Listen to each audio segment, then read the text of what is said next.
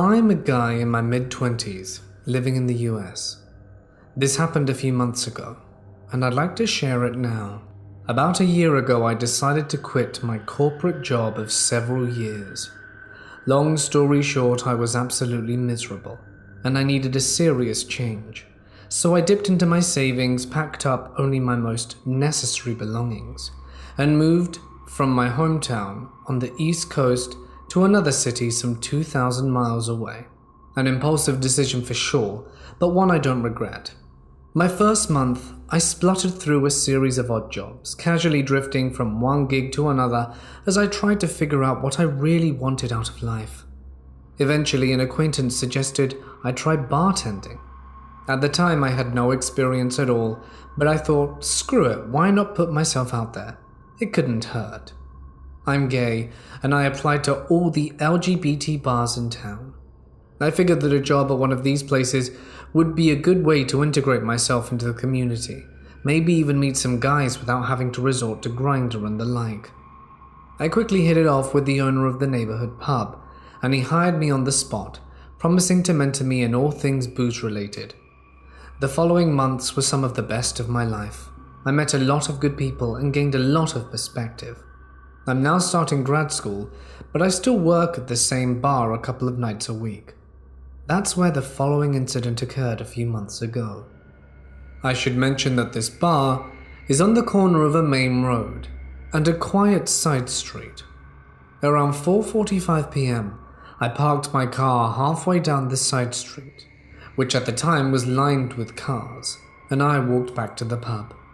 After taking some deep breaths and doing some quick mental prep, despite the nature of the job, I am a dyed-in-the-wool introvert, and I walked through the front door, tossed my car keys into my knapsack, and put my knapsack over the main bar. It's my routine, it's what I always do. Only bartenders are ever allowed behind the bar, and I've never felt I needed to lock my personal belongings in the back office. It's just not that kind of place. Almost all of the patrons are quality people, hard workers, community members, younger, older, and everything in between. People who generally deserve a break every now and then, if only in the form of a cocktail or three. That being said, it's not cheers. Admittedly, this job has made me wise to what so many women must have to endure on a regular basis. Not everyone is respectful of personal boundaries, especially when you're fresh, new meat.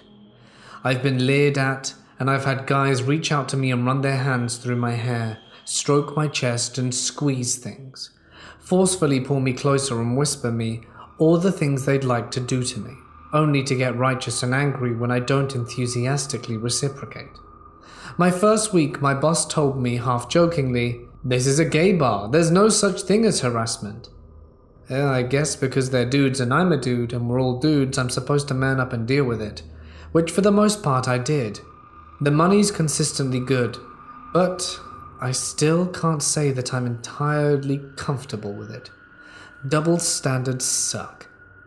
Anyway, Monday evening can be hit or miss. That one Monday was a miss. By the time 10 p.m. rolled around, only a couple of folks remained. That's when Vern walked in. I'd guessed that Vern was in his mid to late 30s, solid build, clean shaven, and average looking, sort of impeccably anonymous. I'd never seen him before. He sat down at the end of the counter on the very last stall, next to where I enter and exit from behind the bar, and where I usually leave my belongings. He ordered a soda and introduced himself, and we made small talk for a few minutes. He seemed to be a pretty affable guy, and nothing about him seemed explicitly out the ordinary, but admittedly something about him didn't sit quite right with me. He almost seemed a little too ordinary, like conspicuously so. He was dressed up as dressed down, if that makes any sense. It's hard to describe. Think along the lines of someone who might spend an hour trying to style the perfect bedhead. Anyway, at some point the topic got around to video games, which I love, and then for a good 10 minutes we discussed some upcoming releases we were both apparently excited about. Eventually, I had to excuse myself to help another customer, as well as finish a couple of other tasks that still need doing. But Vern said it was no big deal, and of course I needed to do my job. Cool, no problem. As I walked around the pub cleaning this and that, I couldn't help but notice that whenever I happened to look in Vern's direction, he was already staring at me. This is something I've gotten used to as a bartender, but again, something in particular just didn't sit quite right. Sometimes he would look away, but most of the time he wouldn't give me any tiny impenetrable smile. This went on for a while, nearly 2 hours. I'd walk up to him occasionally, ask him if he needed anything, and we'd have a brief exchange and I'd go back to my other duties. He just kept on staring, so on and so on. In all that time, he only ordered one more soda, and he didn't talk to anyone else. He had his smartphone on the counter in front of him, but I never saw him once look at it. As I said before, I've experienced worse, so I figured that he was probably socially awkward or maybe just lonely. Whatever he wasn't particularly subtle. By midnight, Vern was the only person sitting at the bar. There were 2 guys playing pool in the back room and out of sight, and a few guys smoking on the patio. But Vern and I were the only ones in the main room. In that sort of situation, I'd feel rude to not chat up the only person left in the vicinity. It's part of my job to make people feel welcome after all.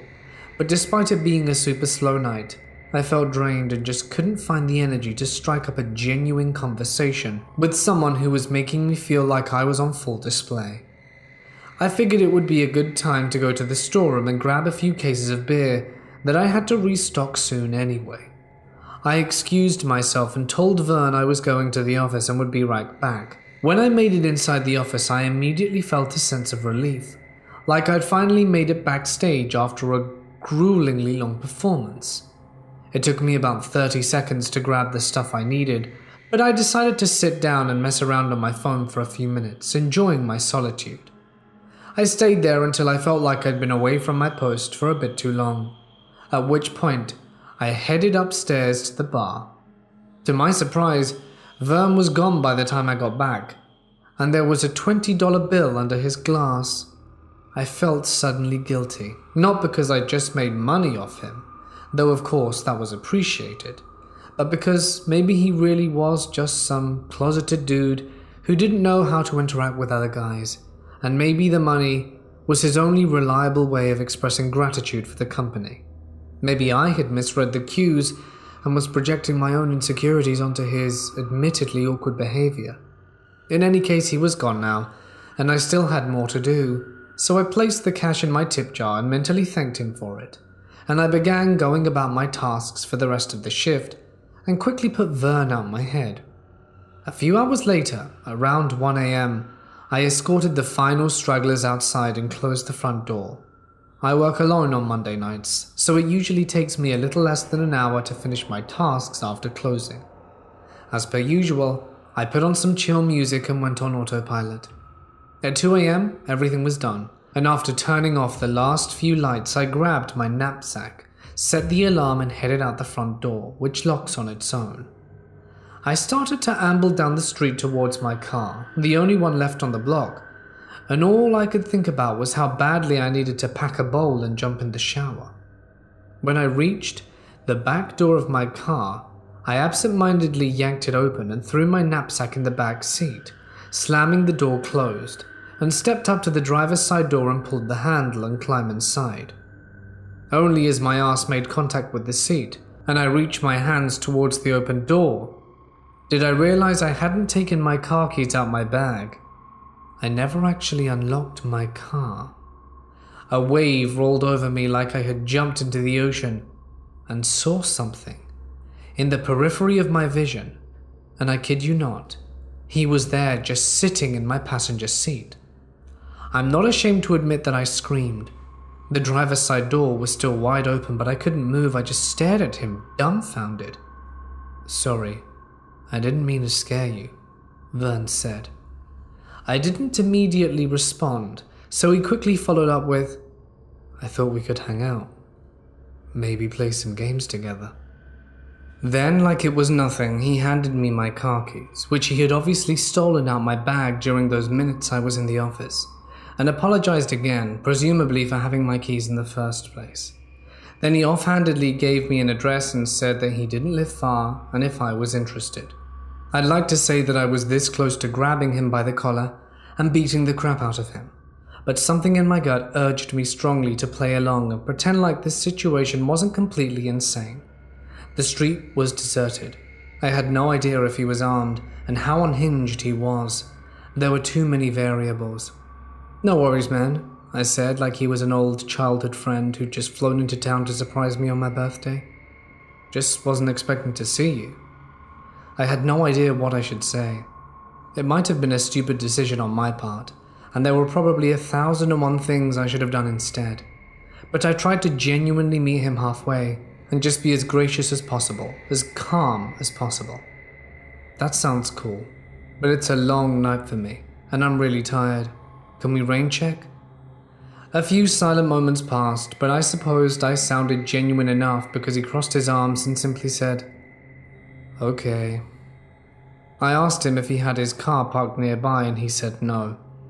I didn't press the issue further, and I told him outright that I'd be happy to drop him off at his place, at which point we could trade numbers and make plans in the morning after I'd gotten some sleep. Somehow, appeasement seemed safer than flat-out confrontation or running away. I didn't want to offend him or make him feel like he was in the wrong. I had no idea what he was capable of, whether he was actually malevolent or just an alien from another social dimension. He quietly agreed to the ride, and it was the longest 10 minutes of my life. On the way, I asked him about how his day went, which games he liked, and other random stuff. I mentioned multiple times that I was really glad to meet another gamer, and that it'd be fun to share the hobby with someone else. Just basically whatever it took to keep the conversation light and flowing. But he didn't say much aside from occasionally directing me to turn left or right, and whatever he did say had a sort of petulant tone to it. I felt like I was driving home a psychotic toddler who had just refused McDonald's. He looked out the passenger window the entire ride. Occasionally I would glance over to him, but mostly I tried to keep my eyes forward because I found that focusing on the road made me feel more centered. Of course, a part of me now wishes I had acted more assertively, whipping around a sharp turnaround and sending him flying effortlessly out the window. You know, something badass. But being friendly and accommodating was really the only thing that seemed to be appropriate at the time. My grandfather says, kill him with kindness, and I disagree. That's always the correct solution. But it's what I did that night, and it worked. I considered driving directly to a police station, but I wasn't terribly familiar with the neighborhood, and I didn't want to rile him up by taking out my phone.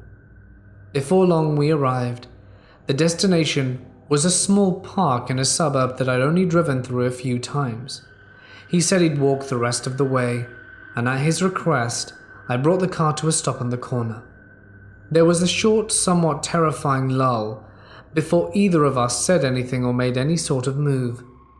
I offered to put my number in his phone, but he refused and simply said thanks and got out the car. As soon as he closed the door, I hightailed it down the street and drove aimlessly for about a mile before I pulled over and just idled on the side of a main road. I sat in silence for a few moments and then called my boss, who at this point is a good friend. Honestly, I didn't care it was after 2 a.m. He answered after a few rings, and I quickly regurgitated everything that had happened. He was a good sport about it, and didn't just play it off for laughs, instead expressing legitimate concern. We had a mandatory staff meeting in the morning, which everyone was told they needed to be on guard, and how the bar would be installing several cameras for extra security. Thankfully, I haven't seen Vern again since that night, nor have any of the other bartenders. So Vern, let's not meet at my bar or anywhere else. I have bear spray now.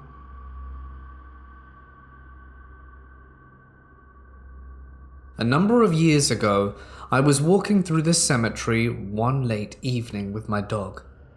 It was my custom to do this, and I was having a smoke while talking to my girlfriend on the phone, letting my dog run around. The cemetery itself is closed off with fences to not disrespect the graves, and my dog was running around the park area, free to do whatever he needed, and I was just following him around while focusing on my phone call. Just as I was talking to her, she was telling me something about some shoes she got on a discount, when I look over to my dog and I can't see him. I start twisting my head frantically, and out of the corner of my eye I see something move. I twist expecting to see my dog, but I see a transparent figure glide past me. The strangest thing about it is they were walking along a path, or well, should I say gliding, but their feet and half their legs were not on the floor. It's hard to describe. It's almost as if there was a subfloor underneath where I was standing and they were walking along that. Their legs moving briskly and then vanishing about 3 seconds later. I stopped talking. My girlfriend didn't pay attention as she was doing all the chatting. And after about half a minute did I realize and internalize what I had just witnessed. At that point, my dog comes running from behind me and jumps up, which pulls my attention back to the conversation at hand and my dog. I don't even tell my girlfriend what happened, and after a while, say I have to go and walk back home with my dog, trying to contemplate what I had just seen. It left me very confused. I've never believed in the paranormal, and I have no way to shake off or deny what I undoubtedly saw.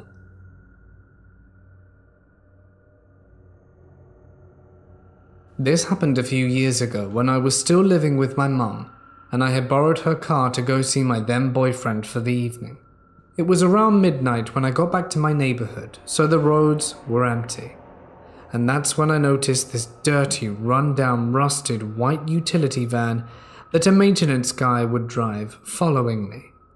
I never even saw the driver's face, but I got this immediate sinking feeling in my stomach because something felt wrong about this van. Now, I was only 20 at the time, but I knew better than to just drive straight to my house and letting this person know exactly where I lived, no matter how desperately I wanted to just go home and ignore it. But I also wasn't 100% sure they actually were following me yet. I didn't want to jump to conclusions just because it was late and I was alone and paranoid. So I drove to a shopping complex a few minutes out the way that's well lit and has a public library to see if I was followed there. I thought I lost the van, but decided to wait in the parking lot a few minutes because I had a bad feeling I couldn't shake. Sure enough, the van showed up and was driving in random circles around the parking lot, looking for me.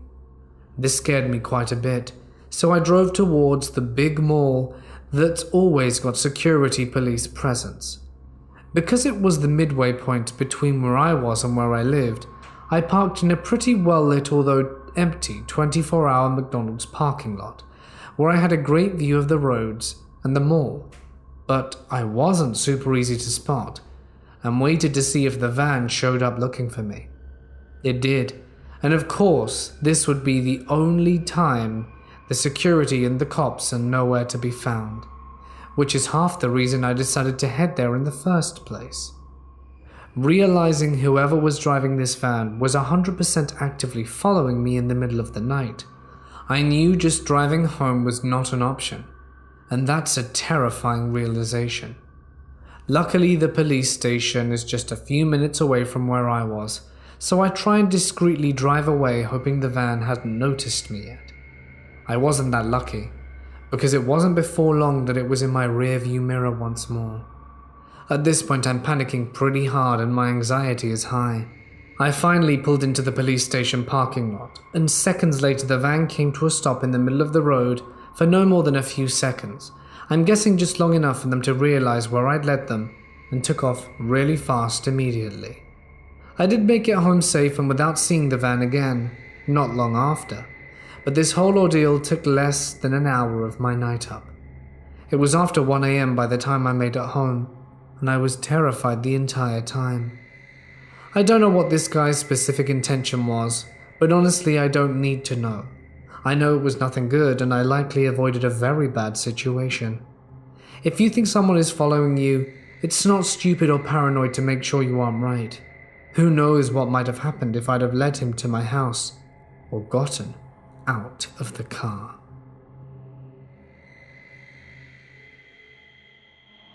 I worked as an emergency room porter / attendant before med school, and one night one of the security guards came bolting down the hallway telling everyone not to use the taps. Of course, a nurse was right in the middle of washing her hands, so she freaks out, flings her hand in the air thinking the taps are poisoned or something. I'm not sure what her reasoning was, but I digress. The security guard asks her if the water was really hot, but she said it was lukewarm at best. What had happened is he was taking a dump on the 3rd floor and was splashed in the arse with boiling hot water. His first assumption was a boiler malfunction, closely followed by a fire in the walls boiling the water in the pipes. The security team brought in the fire department just in case, and they did all kinds of system checks with the water shut off. No other hot water except for his one magical ghost-infested throne on the 3rd floor. The older staff always claimed that the ambulatory care unit was haunted by a ghost named Winnie, an old nurse that died while at work, and the toilet the guard was on at the time happened to be directly above the unit, albeit 2 floors up. I'll never forget how freaked out he looked, thinking he was splashed on the butt by a horny old nurse lady ghost. I was 16 at the time, working as a shift manager at a frozen yogurt place. I typically would close up shop alone. Don't ask why, the owner thought it would be a good idea for a 16-year-old girl to close a yogurt store alone at 10 p.m. and handled all of the closing work, counting registers, separating tips, and cleaning up. 20 minutes before closing time, alone in this shop, a man walked in and immediately gave me a creepy vibe. He was dressed in dark clothing, didn't make any eye contact, and didn't say a word to me. He paced around the shop for what seemed like hours, when realistically it was only a minute or so. We had an emergency button on our register that we were instructed to push in the event of a robbery or emergency situation. To me, as a 16-year-old girl alone in a frozen yogurt shop with a man pacing around inside in silence, in dark clothing around closing time, this constituted an emergency situation, so I pressed the button. Immediately after pressing it, I asked the man if he needed something, to which point he said, "No." I was preparing at any point for him to pull out some sort of weapon, but thankfully he began to leave as law enforcement was pulling up. Just as he walked outside, law enforcement were exiting their vehicles and he took off running. They nabbed him, questioned him, and placed him into custody. Long story short, as I was just told by the deputies, he had just finished robbing the subway next door about 30 minutes before he came into my shop. They were uncertain whether or not it was his intention to rob me as well, but thankfully because of the swift action of the law enforcement, and them already being in the area because of the previous robbery next door, that didn't happen. So to the creepy guy pacing in my yogurt shop at closing time, I hope to never meet again. There's a cemetery by one of the churches nearby that boasts to be the oldest in town, Bear Creek Cemetery. It is the oldest and smallest. It's set pretty deep and you can barely see it from the highway it passes by. As a kid, we went on field trips there. This was in the 1980s, so seriously kind of screwed up to take some 7 to 11-year-olds. There was something really creepy, and from the stories, apparently there's a ghost that appears and leads you back to the entrance if you get lost. Thankfully, my teacher was not directionally challenged, but she did tell us never to go at night. According to what I was told, some teenagers from Evergreen High School were being stupid and got locked in. The cemetery closes at 7 p.m. The cemetery closes at 7 p.m., at least when I was a kid. It may be earlier now, and the gate is impossible to climb. Now, from what I was told, and honestly, the teens were saying that they saw green lights all over the place. There are no electric lights there. It's so weird. But of course I was skeptical of the story when it was told to me, and I was 9.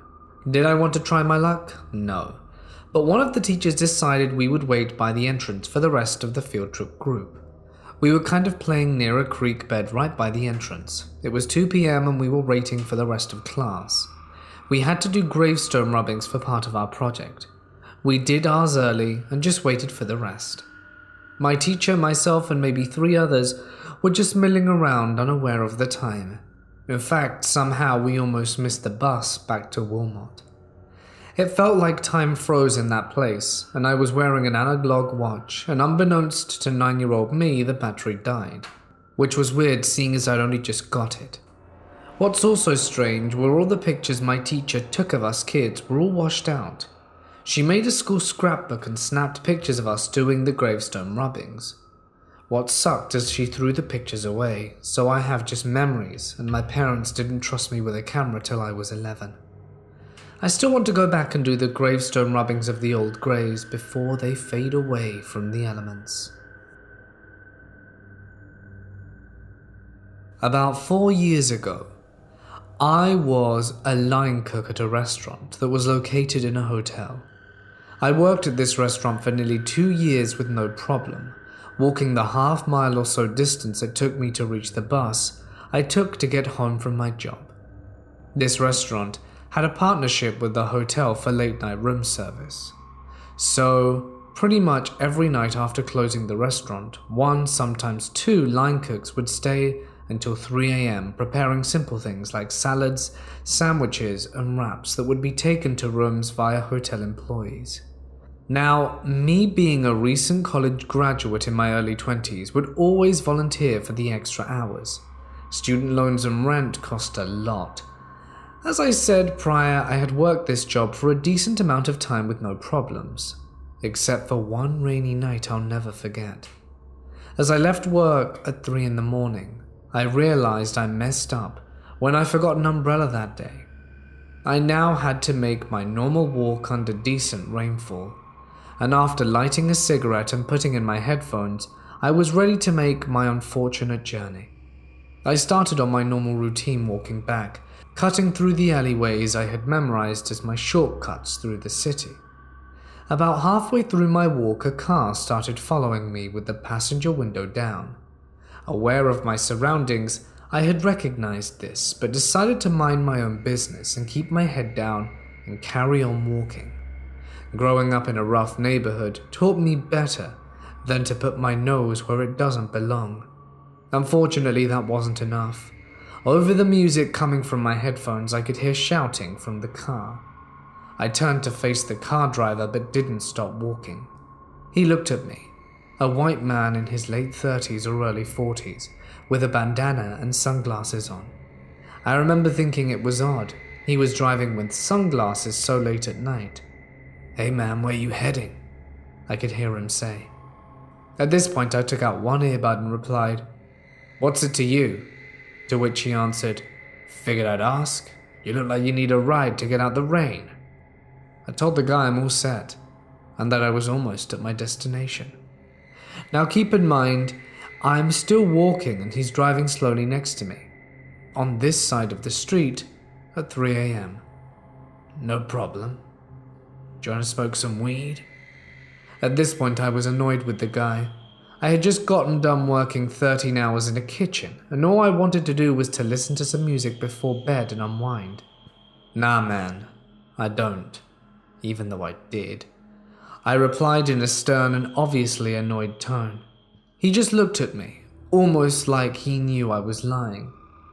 "Have a good night," I said, before replacing my earphone back into my ear and taking the right up a one-way street, losing him in the process. I arrived to my bus stop safely, and with about 10 minutes to spare.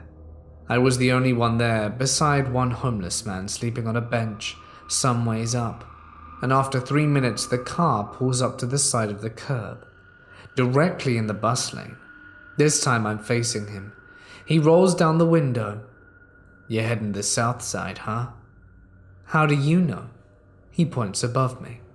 I look up on the digital board and it says the next bus destination and time. "You want a lift? I'm heading that way." At this point I was all set and the hood came out of me.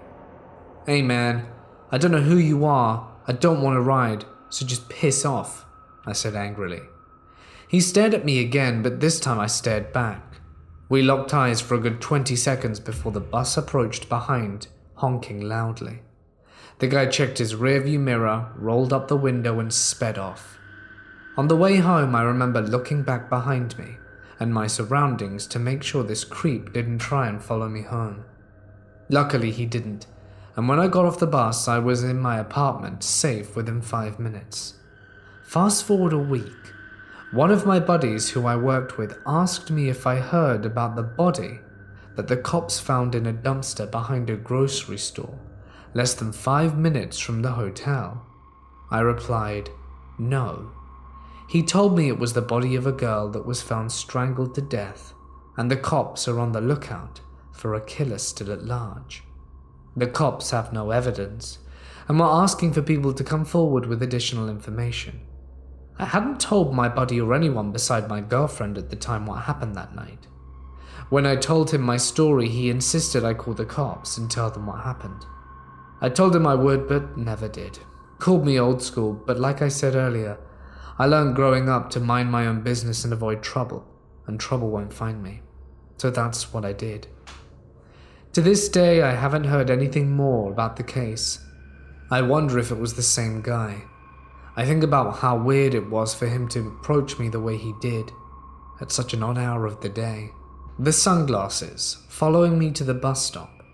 That stuff doesn't normally happen, right? After that experience, I started walking home with my paring knife in my pocket, and walked with only one earphone in the whole time, so that I could better hear my surroundings. I also stopped volunteering for the overnight shift. Whoever killed that girl, I hope they get caught or has a change of heart. It's crazy how fragile life is.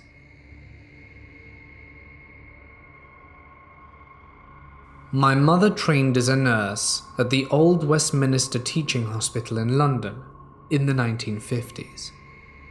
On one of her first night shifts, she was doing rounds in a children's ward. Everything was fine, all the kids were asleep, but in one of the rooms she found the sink faucet running, which was a bit weird because it had been fine when she'd been there a few minutes before. She figured that one of the kids had gotten up and been thirsty or something, turned it off, and carried on with the rounds. When her shift was over, she went to check out with the matron, who asked if she had anything to report.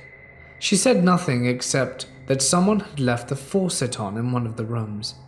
The matron looked horrified and gasped out, "Oh no." She then explained that the ward was haunted by a ghost which washed its hands, leaving the faucet running whenever a child was going to pass. My mother laughed this off, pointed out that none of the kids in the ward were seriously ill, and went home. When she came in for her night shift the next evening, she discovered that a previously perfectly fine child in that room had suffered a sudden seizure and passed a few hours after she'd found the open faucet. I'm almost 30 and am female, and have been told I look 16 to 18 depending on the outfit. I have an anxiety disorder, and additionally I have issues picking up social cues, so sometimes I misunderstand things or get paranoid about things that are really innocent. So I've learned to question my thoughts. I've been working in the food service industry for a few years, and in particular about 2 years at the place I'm in now. This incident happened a year ago.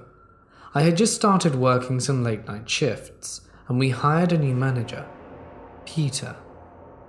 He was a foot or so taller than me, skinny with dark eyes and large glasses.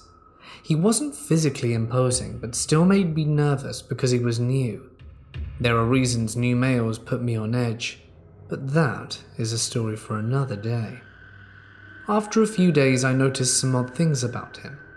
Whenever I worked the counter, he would stand so close behind me that I could feel the cloth of his shirt brush my back, because he was looking over my shoulder.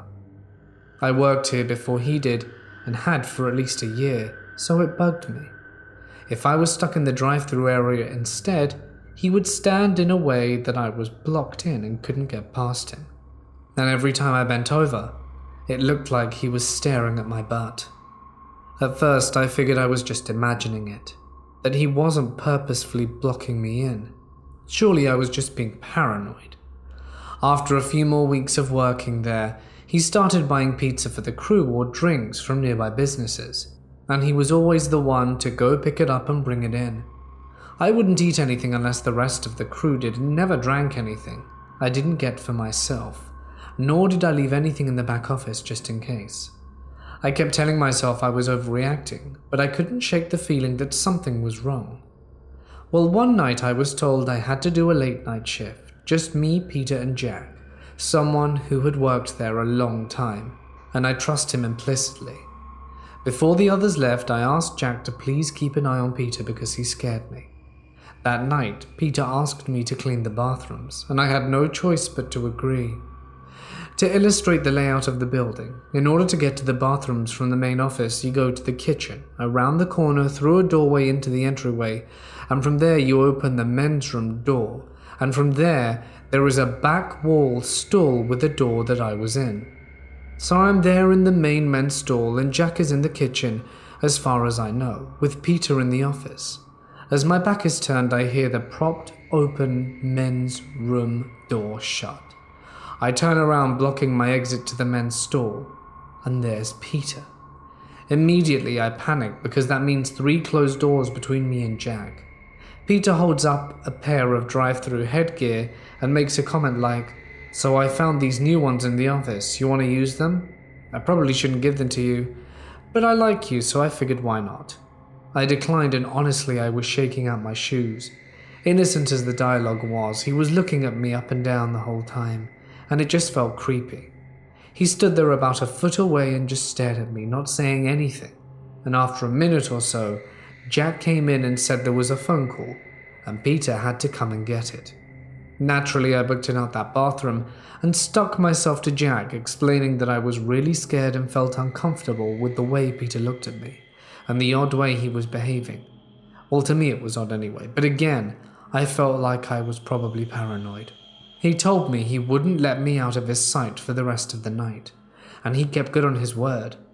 A few hours later, Peter says he's grabbing a pizza and some soda from the place I mentioned earlier. When he came back, he called me to the back office and offered me a glass of soda, pre-poured, and I respectfully declined, thinking to myself that I was being stupidly over-paranoid. But then again, why did he always bring soda when we had 100 kinds on premises? He asked me another 2 to 3 times if I was sure, and I again declined. Jack right beside me. Then Peter asked me if I had a boyfriend. I did, but lied and said fiancé, because I figured it would maybe dissuade any potential flirting. Fiancé? Aren't you a little young for that? I don't know why I told him my age. He just kind of sat there and looked me up and down really slowly, and he said, "Oh, I thought you were 16 or 17. From there, he left me pretty much alone. About 3 days later, he was arrested because the place he worked before, he had apparently inappropriately touched an underage female co-worker and threatened them and told them he was a cop and so on, and would arrest them if he ever told anyone. He was eventually transferred from where we worked, and we were never told anything until his arrest. He's come by twice since then, even though he's not allowed on property because we have minors on site. I'm still freaked out, especially because the last time he came around, it was the drive-thru where I was standing. So Peter, let's not meet again." I travel to many different cemeteries for work in Massachusetts. I am a grave salesperson and go to these cemeteries on an at-need basis. One day I was finishing up a sale and decided to use the bathroom in the tiny office shed in the back. The door to enter the office was locked, but the bathroom door was broken and wouldn't close all the way. I didn't care that the bathroom door wouldn't really close because no one was coming into the office anyway. It was late and all the groundsmen went home for the day. Just as I finished my business, the bathroom door slammed shut, and since the knob was broken, the door just bounced and swung open. My first reaction was that someone entered the office and the air pressure sucked the door open. I ran out and see no one came in, There were no open windows to cause a breeze, and this door just slammed shut on its own. I was shaken up, but I still had some paperwork to complete. I acknowledged there may be a presence in the room with me, but I didn't want to appear frightened if there was. So I sat down there for a few minutes and took my time finishing the work. Nothing has happened there since, but I always acknowledge the entity as if it's watching over the place.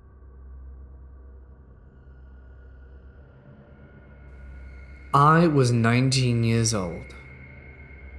I was in Paris, as I had been many times before. However, this time I was not alone, but with one female friend of mine. She'd been asking me often to join me on my weekend trips because she wanted to share my exciting lifestyle. She listened to my stories of models and movie stars hanging out at my favorite Parisian club and wanted to join in on the fun. So we decided to take this trip together. We booked a train ticket and a room in a cozy hotel near Châtelet, and we went. On our first day, we walked for hours, checking out just a few of the many colorful areas where I used to always hang out. Late in the afternoon, we decided to go back to the hotel, have something to eat, and then prepare ourselves to go clubbing. While doing so, though, my friend started to feel sick. Maybe she ate something that her stomach disagreed with. But let's just say that the bathroom became her best friend. And so I suggested we stay in the hotel, watch a movie or something, and head back out the day after. My friend, though, feeling guilty for holding me back, insisted I would go to the club on my own. I was used to walking around my favorite city alone, but I did not feel comfortable leaving her by herself. She kept assuring me she'd be fine, so I got myself ready for a night out and went. As I got to the club, there was a huge crowd standing in line, waiting to be chosen by this female bouncer. It looked like she was checking people out from a distance to decide whether they were worthy of getting in. When I got there, a limousine pulled up and the crowd was ordered to move for the special guest. No waiting in line for him. I was all the way in the back of the line, but since I'm very tall and back then had a model look, the bouncer looked me up, pointed at me and asked if I was alone. As soon as I told her, she gestured for me to come in. And so I walked through the crowd of about 100 people to the front door of the club, feeling quite special for having been selected. I had an amazing time. I danced all night with people I'd never met before, yet we were like one big dance crew. It felt great. Good music, good dancers, and I had the time of my life, which for me only takes those two ingredients. About 4 a.m, I felt it was time to go back to the hotel. I had an active day ahead of me, so I needed at least a few hours of sleep, and I left. I felt very at home in this big city, and I decided to walk back to the hotel. And although every now and then a car would pull up next to me, thinking I was walking around so late looking for work, a simple no always made it clear that my purpose was actually from get to A to B, and not make money while doing so. I felt totally safe as I continued my little stroll in the early morning, gradually approaching the hotel. I wanted to cross the road to make sure I could do that safely, even though there was no traffic as the city was asleep at this time. I looked left and right, and then saw him, a young man on a sports bike on the sidewalk about 30 meters behind me. As soon as he saw that I had noticed him, he sped up and started riding his bike next to me. I crossed the road and he followed, asking for a cigarette. I told him I don't smoke, but considering the fact that I was female and all by myself, I decided not to be kind to him. In this situation, it might easily be misunderstood. I answered, but that was it. I clearly showed him I wasn't in the mood to talk, and he seemed numb to the rejection and carried on behind me, without saying a word. Meanwhile, we had gotten to this small park, Châtelet, which separated me from the hotel, but I felt uneasy and started to panic because of this guy. It was in the early morning, but every few minutes you could hear a car in the distance and no one else to be seen in the streets. God help me, I'm in trouble, I thought. And this is what makes the story unbelievable. Out of nowhere came a car from the left, stopped, honked his horn and waved at me. I walked towards him and asked him for help. When I looked back at the guy on the bike, I noticed that the two other guys had joined him. They must have been walking behind me. As soon as I spoke to the driver, the biker started yelling at me and threatening me. It was scary, and all the things he said he would do to me, it still makes chills run down my spine. The guy in the car, a total stranger, told me that he was willing to help me take me back to my hotel, however risky that was. Refusing his offer meant that I would be alone again, and then definitely in danger. So I jumped in. When he started driving, I was still in shock, but every time he turned into a street that would just seem to go in the other direction, I panicked. He assured me that if I felt unsafe, I could just get out, and that there are many one-way streets in Paris, and there was simply no other way to get to where I wanted to go. I trusted him, and he did as he said and drove me to the front door of my hotel and left. I went to my room and had a very scary story to tell to my friend, who was quite happy after all that she had been unable to join me. I work for a level 1 trauma center, receiving for 11 counties, implying a fair amount of carnage routinely. One morning between 3 and 4 a.m. I was alone in the bay. We have 4 trauma bays and 2 resus rooms, in a rectangle surrounding the nurses' station. Catching up on documentation, I became aware of a man walking up from behind me on the right, outside the nurses' station and into one of the trauma rooms, except I didn't hear any doors open. Big, noisy, motion-activated doors. He looked at me over his shoulder, and as he walked through the room doors, but didn't answer when I called out hello. I walked around, losing sight of the bay door as I rounded a big column to make sure it wasn't a lost visitor, and there was no one there. There's no way out other than through that door, and it was out of my line of sight for maybe a second max. I later related this story in heebie-jeebies I felt while I was looking for the strange dude to another nurse. She said she had the exact same experience last week. People bring it up from time to time, same story, guy walks into the room and is then gone by the time you go look for him. We've decided to just leave him alone. I hope he finds what he's looking for though. I work at a golf course. I work behind the food counter. There's only one girl that works behind the food counter at a time. There is me and 6 other girls that work there, that's it. The rest are all men. Most of the older men have made attempts to hit on me. And they're jokes, but they never say anything bad. Nothing outside of, "You're so pretty," or anything like that. One guy, however, has stuck out. I started working there this past May, and this one older guy, probably mid-60s, knows my aunt, so we kind of got along. A few months passed without an incident. He friended me on Facebook, and I didn't think twice about it. Then he made some weird comments to me. Okay, first off he started talking about his daughter's ass, then he said, "You have a small one compared to hers." Twice. And I was like, okay. And since then I haven't turned my back to him. I posted a picture on Facebook with one of my friends. We were at the water park and in bikinis. That guy came into work next day asking about her. "Who's the other girl in the bikini with you?" And he asked her name and how I met her. I refused to give out any real information. Then not long after he started asking questions about relationships I'd been in, like how long they lasted and how old I was. One night he even followed me to my car. It was pretty dark out, a little after 9 p.m, and I parked pretty far away. I carry a taser, so I had it in my hands as I was walking. There's a bar across the street, and we allow people to park in our parking lot when there's no parking left in the bar. I was around 5 to 10 feet away from my car when I heard someone say, "Hey," right behind me. I whirl around, taser in hand, and he started asking all these questions about my car. My car did have some issues a few months back, but they've all been fixed. I also told him that. He walked over to my driver's side and started looking where I used to have a dent.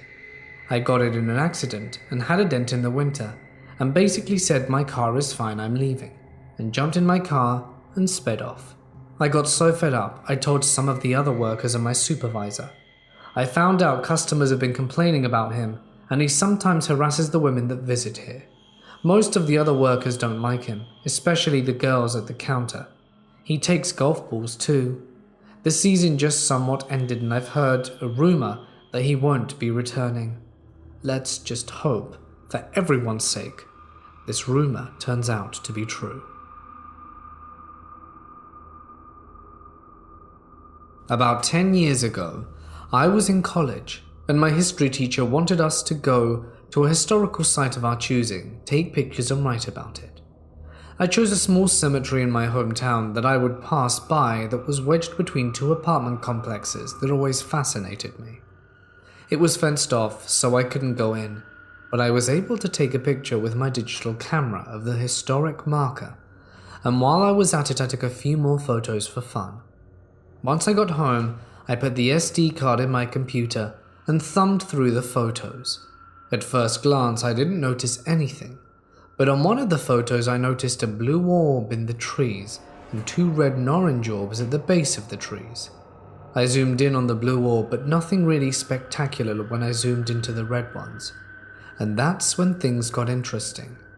I saw faces, like tiny little men with big round noses and a chubby older face with crow's feet smiling. I think one was wearing a hat and one was not. I don't remember beards, and one of them, without a hat, was bald. I also saw what looked like a squirrel trapped in the bark of a tree. Like one of them put it there. I was so excited to see it, I called my boyfriend at the time to the computer to look. He saw what I saw, and at that moment my card got corrupted. I was so upset. I think we weren't supposed to have seen them, and somehow they managed to mess up the card. As for my history assignment, I went to another historical site and got my pick.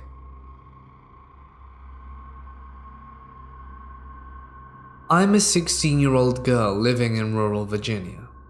The neighborhood I live in is in the woods and very safe.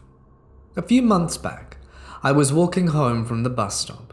It's about a half-mile walk from the bus stop to my house, but I don't mind walking at all. I live in the forest, and the trees were beautiful that day with beautiful weather. Field hockey practice was cancelled also, so it made walking home that much sweeter. Well, with us living out in the forest a ways away from anything urban or suburban for that matter, our little community is constantly expanding and in turn seeing new houses being built.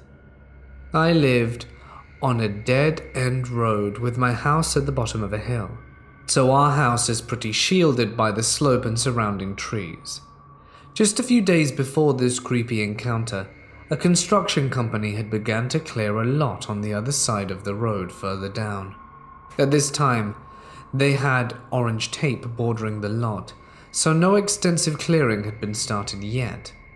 But as I walked home and started to walk down the road leading up to my house, I saw a tan truck pull up on the side of the road. Even months later, I can vividly recall that it had extremely tinted windows. You couldn't even see into the vehicle, let alone the driver. At first I didn't think much of it, but once I got within 20-ish feet of it, the truck turned on its headlights and began to back up as I got closer. I am naturally a jumpy, paranoid person, so I immediately walked off the road and was onto a lawn, trying to put distance between the truck and myself. At first, I thought it was merely a coincidence that the truck just happened to back up as I got closer. But the moment I began to walk past it, the driver started to back up at an angle, positioning the rear end of the truck right in my path, putting the truck at an angle that effectively blocked the entire road. Now I began to panic a little. I quickened my pace and walked into my neighbor's yard, walking from that yard to the next. Once I had sidestepped the truck, it had stopped altogether, just sitting there in the middle of the road with its headlights on. At that moment, I knew the truck was indeed following me. I couldn't show the driver which house was mine, and still staring at the tanned truck, I walked from yard to yard, passing over driveways but never going onto the road. I walked past my house once, but made sure that I didn't look at it or give any indication that it was mine. After what seemed like minutes, the truck began to drive away, but very, very slowly. Once it drove up the street nearby, a few hundred feet or so, it stopped again to, I assume, see if I'd go into a house. I didn't. I stood there beside a trash can and stared at it, and after a minute or two, the truck finally drove off. I realized looking back that it could have just been someone looking at the lot undergoing construction, but it doesn't shake the uneasy feeling. I can't forget how utterly tinted those windows were, and how it literally followed me. I regret not getting the license plate, especially since I had a huge opportunity to, but at the moment, the thought didn't cross my mind. All I cared about was getting away from the truck and protecting my house. I also learnt that safety is indeed in numbers. At the time of this encounter, I was taking the less traveled route because there were less kids. The scenery was beautiful, it was quiet, and less cars traveled that route. Now when I walk home, I walk with the rest of the kids and always keep an eye out for that truck. To the person in the tan truck, let's never meet. In college, I worked at an orderly and acute treatment psychiatric hospital. I was there for about a year and a half, during which time I worked the night shift on the stabilization unit. This was the unit for people who were too unstable to be grouped in with the regular men or women's units. Often they would become psychotic, and we'd find some meds that worked for them, and within a week they would be transferred to a unit with more freedom. My first night on the job, I walked in feeling nervous. At the desk, 2 other techs were chatting with a woman in a hospital gown. I came over and she introduced herself.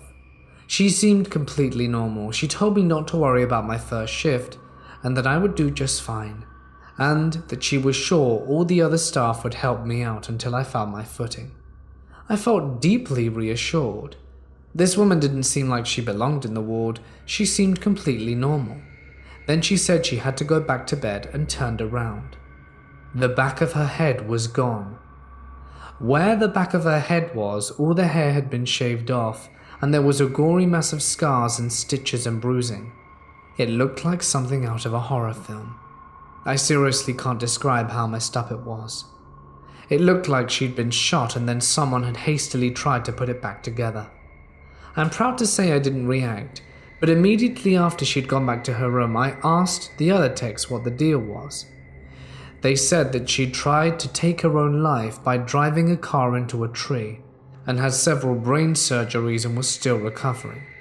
They said most of the time she was perfectly lucid, but had instances of sudden and extreme violence, which is why she was on that unit. She also had a habit of picking at the wound, which was still healing. She had a couple more reconstructions to go because of the extent to which her skull had been mangled. Honestly, after I read her file, I was surprised she was still alive.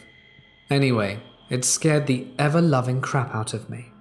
It was such a perfectly horror movie trope. That was the scariest thing that's ever happened to me on a night shift. I remember wondering if the other techs had set it up to freak me out on my first night. The lady became one of my favorite patients, and aside from the occasional outburst, was one of the most well-behaved and best-spoken. We had a lot of late-night conversations until she was transferred. I'm a 21-year-old female, about 5'6" with glasses and blonde hair. I work at a hotel doing housekeeping, and used to work the food area serving breakfast and dinner, but I switched to the back of the house about 3 months after starting. This story starts when I was still working up front doing food service. I come in for my normal shift as the dinner attendant and started to make the food. While I'm working, my assistant general manager walks in, called Pam, holding a piece of paper. "You have a secret admirer. Someone named Bill the taco boy left it. He gave you his number." I look at her confused and ask, "Why?" It was given to the manager on duty last night, and they asked them to give it to the tall girl with the blonde hair and glasses apparently. So I take the paper, threw it away because I had no idea who Bill the Taco Bell boy was, and continued on with my shift as normal, and go home. The next day I come in to be the breakfast attendant, and the MOD that had gotten Bill's number was there, so I asked him about it. Oh yeah, he didn't even get your name. The only reason I knew he was talking about you is because he described you. Then I asked her what he looked like, trying to figure out if I had spoken to him before. He was probably around 50, had glasses, was short, stocky, and smelled of alcohol. My first thought is, great, another creep. I tell her I'd never seen this man in my life, and she goes on to tell me he had checked out and I should be okay. Fast forward about a month and I've switched to housekeeping. The entryway to our rooms has a tile since it's connected to the bathroom area, and when we wipe them down we usually do it on our hands and knees. One day I was wiping down my bathroom/entry floorway, minding my own business, listening to My 600-Pound Life, when I feel eyes searing into me. I had my back to the door, so I turn around to see if someone was there. There's this man, about 50, stocky with glasses. At this point I had totally forgotten about the bill situation and didn't think anything of it. Hi, was there something I could help you with? I asked in my customer service voice and a huge smile, standing up so I could actually talk to him instead of being crouched on the floor. You never texted or called me, he replied. What? I asked, genuinely confused. He looked at me in the most serious face and asked, You don't remember? I'm Bill. I left you my number hoping you could get hold of me. Everything comes back to me now, and I'm kind of shocked and don't know what to say. I'm sorry, we aren't allowed to talk to our guests outside of work. It's company policy. Then why didn't your manager say I couldn't give you my number? I had absolutely no idea what to say back to this, so I made up some answer to try to get him away from me. She's new and must not have realized I'm sorry. Is there anything I could do for you though? I ask, now realizing he's literally standing in the doorway of the room. No, just know I'll never forget about you and that little arse as you wipe down the floor. And with that he walked away. Luckily I haven't seen this man again, but now I have a Swiffer that I put my rag on to clean our tile. I have no idea what would have happened if I'd have actually texted this man, but thank God I threw his number away. And also that he didn't try anything when he absolutely could have. My dad and uncle, both in their 60s now, are not the kind of people to believe in the supernatural. Not ever. But once we had this discussion going about the scariest experiences, mostly jokes and whatnot. So they both recall this one time when they were about 15 and 18 each, my dad being the younger one. Back home in Morocco in the older days, there was this stupid game where teenagers in the countryside would like to prove that they were fearless and not children anymore. The game was to go into an abandoned and old Muslim graveyard and go into the centerpiece, which was usually a small mausoleum, where someone of great religious importance was buried, or just a small mosque, and then light a candle. So my uncle is the one who'll go into the graveyard and do the deed. Get into the small building and light the candle, and then leave back to rejoin the group. So my uncle easily gets through the graveyard, into the building and lights the candle. Then as soon as he leaves, the candle goes off. His group tells him to go back and light it, and the process starts back, and again the candle goes off. Now they are slowly getting creeped out, so they all get inside the building. They light the candle and start looking around. What they see next scares the light out of them. A person in full Moroccan jaliaba, a traditional Moroccan's men wear outfit, is sitting on a bench and looking at the ground. They can't see the face since it has a hood on. Now they haul ass and don't stop until they're far away. My father and uncle never told anyone that story, and they still flatly refused to believe that it was anything paranormal.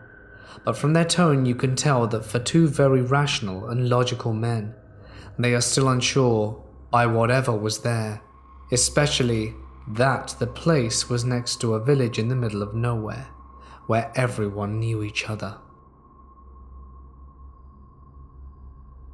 The old children's ICU is currently under construction to be turned into medical labs, so we have to patrol the area, once again to make sure the area is secure, or to report it to the contractor/foreman, stayed to plan the next day.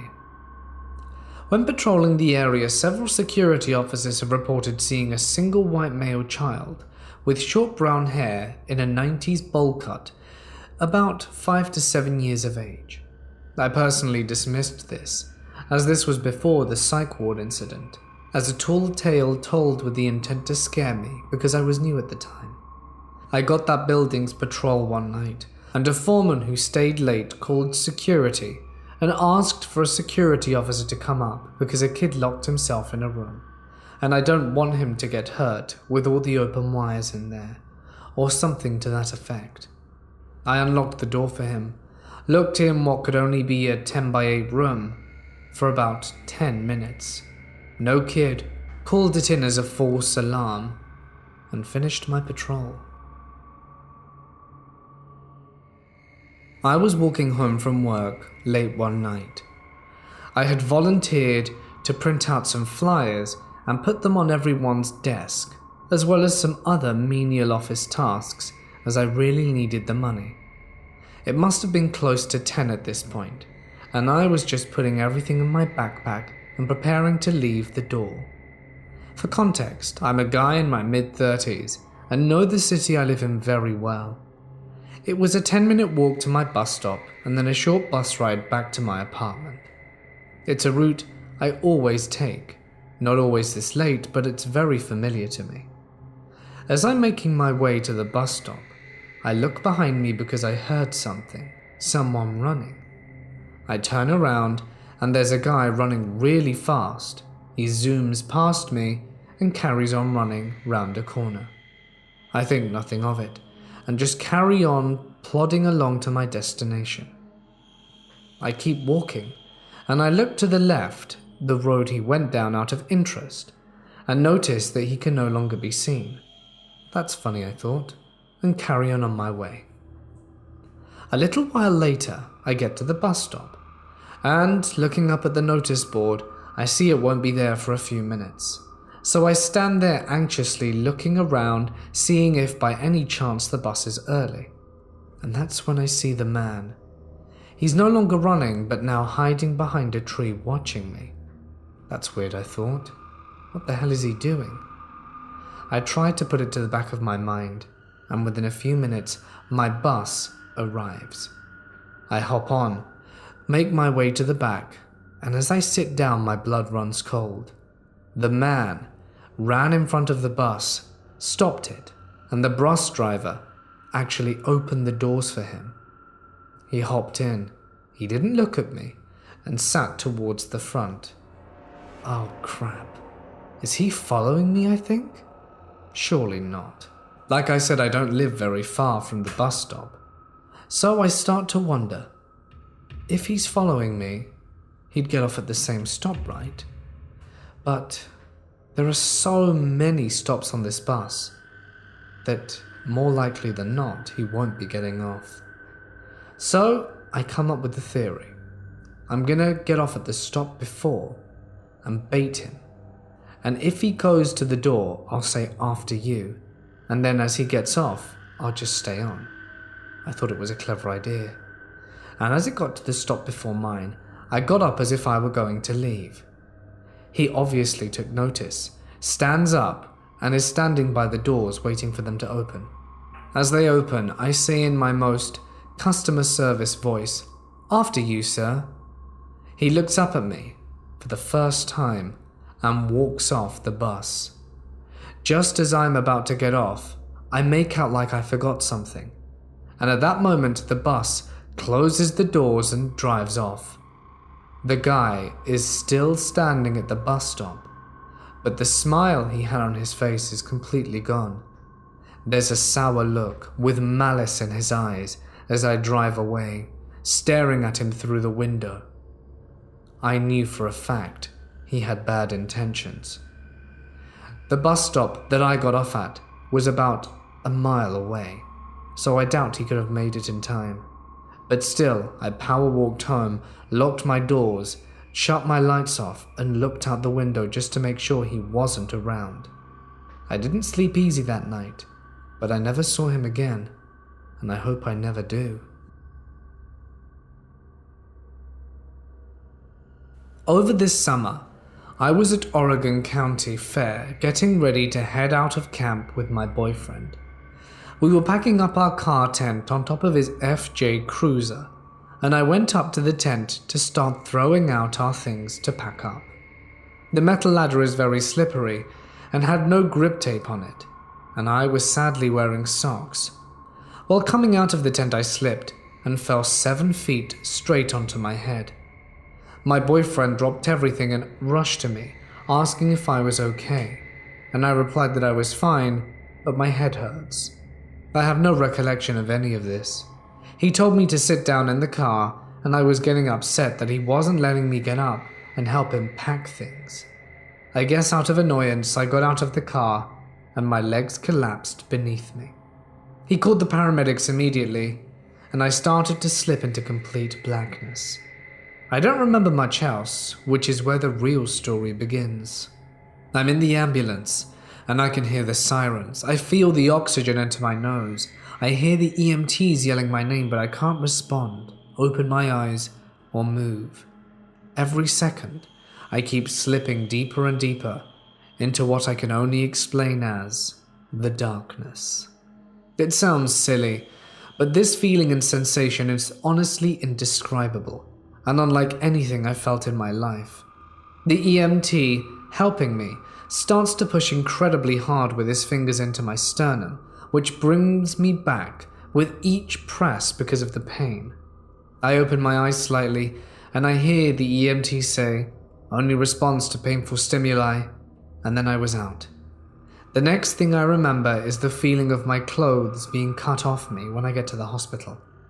I apparently then started to have seizures and convulsions due to the lack of oxygen that was coming to my brain.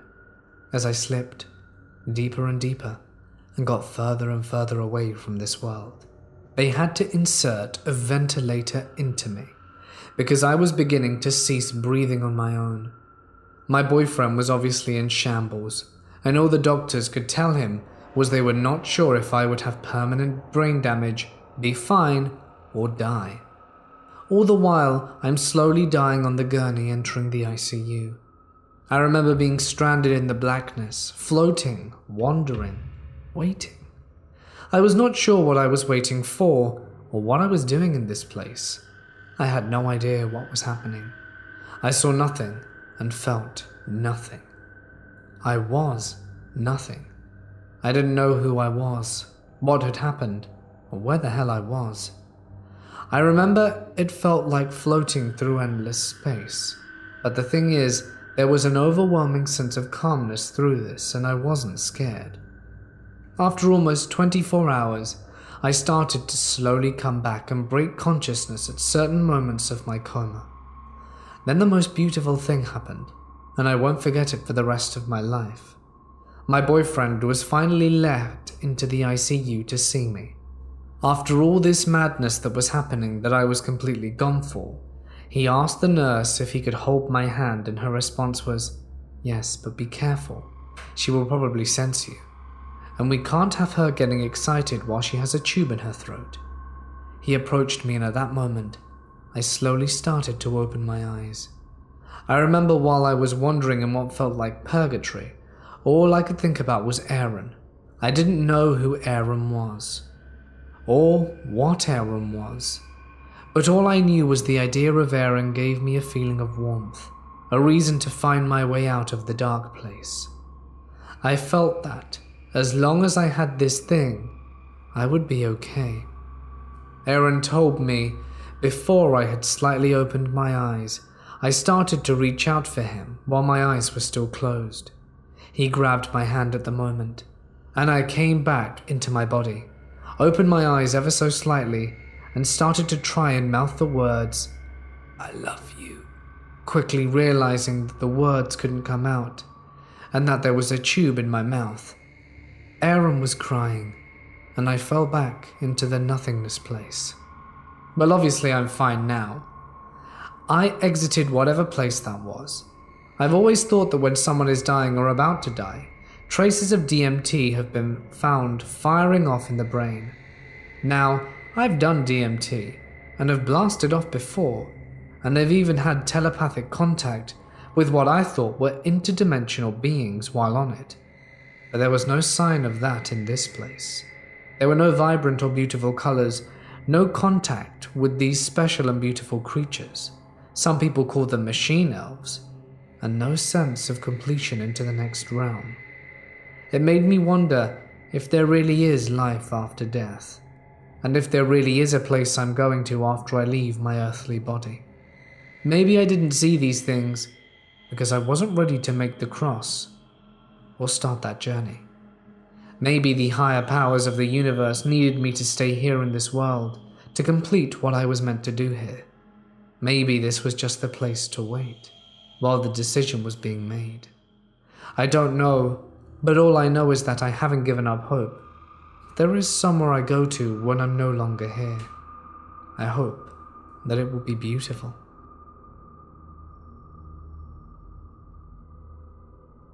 I vividly remember this. It was a Saturday in 2004.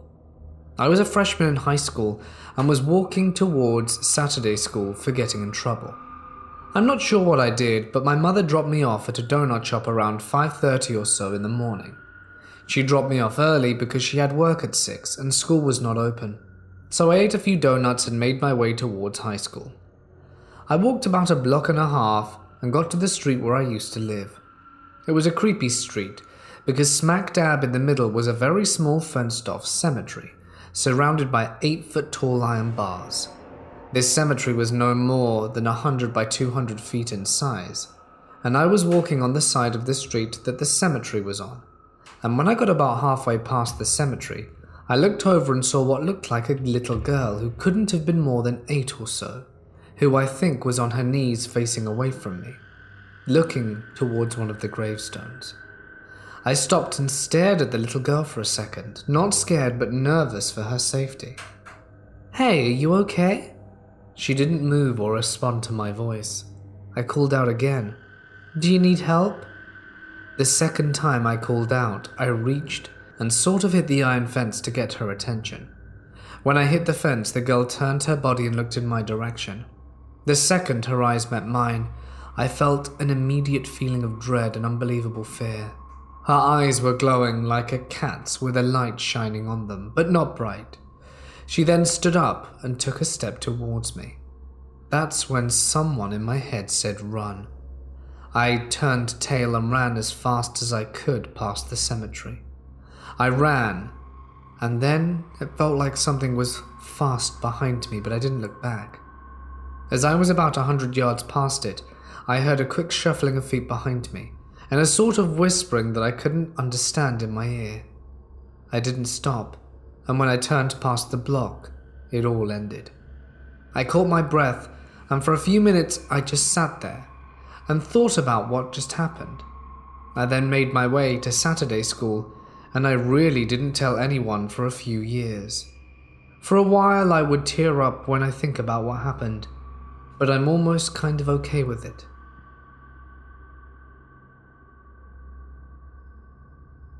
I'm a psychiatrist and 55 years old, who's now seeing patients for 6 hours a week only, almost retired. Back in 1985, as I began my residency, a mute adult male was admitted. He was in his early 20s and would never utter a word, and was almost robotic in movements. But he had his smile permanently on his face. For any sight of a smiling in a very odd way man, never uttering a sound, blinking sparsely, and walking in a mechanical fashion. It was hard to deal with as you attempted to communicate with him. His smile deepened as we attempted to speak, and his eyes shined very brightly. Too much lacriminal fluid? I don't know the reason. We did everything that was possible back then, at the very large hospital that it was. He did not respond to any treatment including shocks, ECT that is. One day his family came and requested his discharge. After legal and administrative formalities, they took him away. One of the psychiatrists was a married female with kids, who would refuse to see him and told the chief of the unit as well. The guy made her feel scared. She was way senior than me, and always friendly, and I could never ask her why. Many years later, I ran into her at a psychiatric conference. We were both working at different places, and she asked me, "Do you recall the mute guy who I refused to see and even told the chief of psychiatry unit about?" I said yes, the guy with a smile affixed like a stamp to his face. She had a very scary experience with him a few years after his discharge. One morning she was going out to work, and a guy stopped her on her driveway. He hands her a small packet and said it was for her. Then she noticed that the package was oozing blood and the guy was dripping blood in torrents. She screamed and drove back. Fortunately, her husband was still in the house. They called the police and their friends. The packet had testicles of the guy who was bleeding like hell. He was in shock. The guy was the smiling man. I'm a female aged 20. I've been working for a well-known chain of convenience stores situated mainly on the eastern states of the US. I've been doing this for a little over a year. Since the stores are popular, we get a fair amount of traffic, and in working with the public, you obviously get a few creeps. The first time I had an encounter was actually the day I was interviewed and hired. As I was coming out of the store and celebrating in my head because I had just gotten the first job I'd ever had, I spotted a man. He looked to be in his mid-40s, heavy set, and I immediately got a creepy vibe from him. As I was waiting for my ride, he was staring and eventually spoke to me. "Do you have a boyfriend?" "No," I stupidly replied. "Well, do you want one?" While smiling at me, as if I were a meal and he was starving. I was about to book it back to the store when my ride finally pulled up and I practically threw myself into the car and told them to floor it. My second encounter when I was actually working, and was quite recent, perhaps a month or two ago. At this point I've been working for over a year and have a pretty good handle on how to deal with customers. I've been hit on before, asked out, had guys persistently asked for my number, so I'm no stranger to saying, "No thank you." But this guy took it to a new level. First thing that weirded me out was that he had apparently been at the store, standing outside by the trash can, since first shift, which goes from 6 a.m. to 2 p.m. And it was now second shift, 2 p.m. to 10 p.m., which is the shift I work the most, and he was still there. He looked to be around 35 to 40-ish, and even I would have had trouble standing in the same place for so long, at around half his age. So I didn't really know what to make of it, other than assume he was probably homeless and waiting for someone to give him their change or buy him food. Until I found out he was actually giving out money, mainly $1 bills and assorted change. This struck me as kind of odd, but I figured maybe he was just trying to make people happy. Then he walked into the store and was chatting at me as I was ringing him up, which isn't in itself unusual.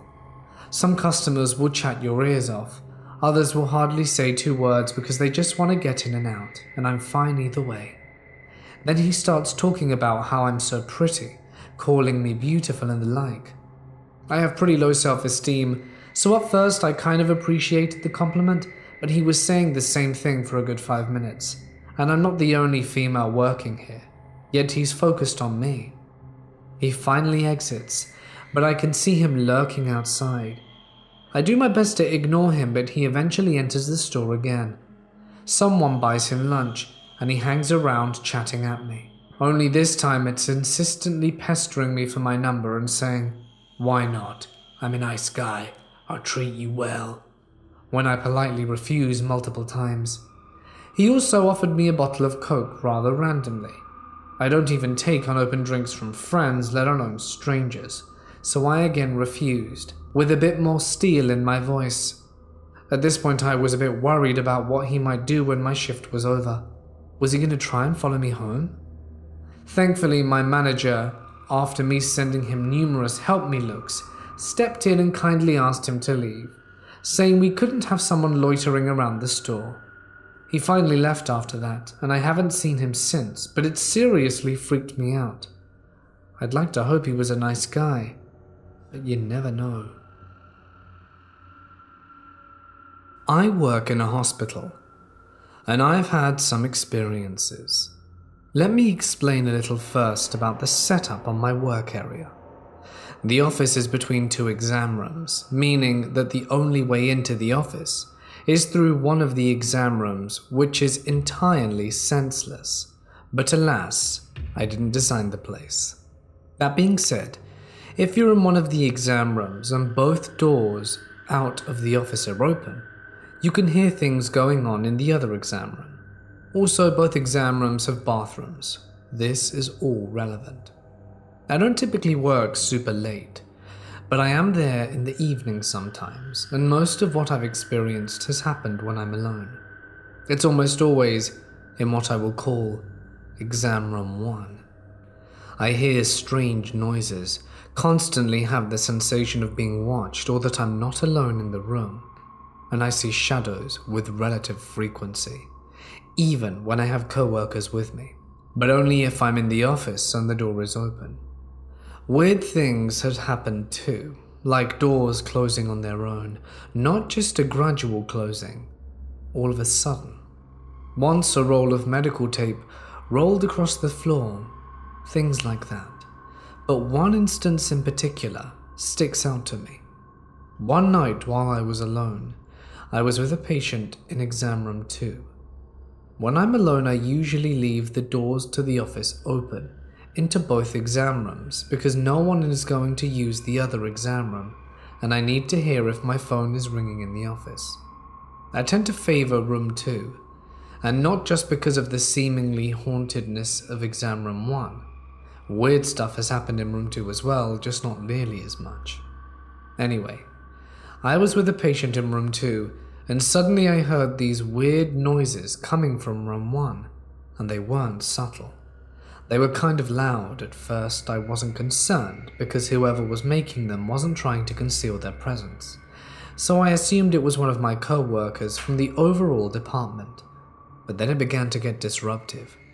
I realized that it seemed to be coming from the bathroom in room 1, and it sounded like someone was in there banging around.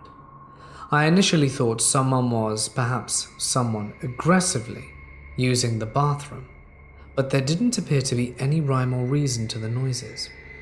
They sounded random, and it wasn't just like the sound of pipes, because A, we never heard that stuff, and B, it was so loud and constant. At first, I legitimately wondered if I were going crazy, but then my patient looked in that direction, clearly having heard it too. So I said, "I'll be right back," and then stood up to go investigate. I walked into my office towards exam room 1 and could clearly see that the door into the inside hallway was closed, meaning there was no way anyone could get out without me knowing, and I was still hearing the noises. I heard the noises until the moment I stepped over the threshold into room 1, like the second I crossed over into the room, and then suddenly they stopped completely. I looked into the bathroom and thought the light was on. It had been off last I checked. It should be noted that the light is a motion sensor. No one was in there, and I was seriously spooked. But I had to finish my exam. "I don't know what that was, but we're going to ignore it," I said to the patient, and then proceeded with the exam. I didn't tell my co-workers at first, but several months later, one of them told me of an experience they had, and I was shocked because it was nearly identical to my own.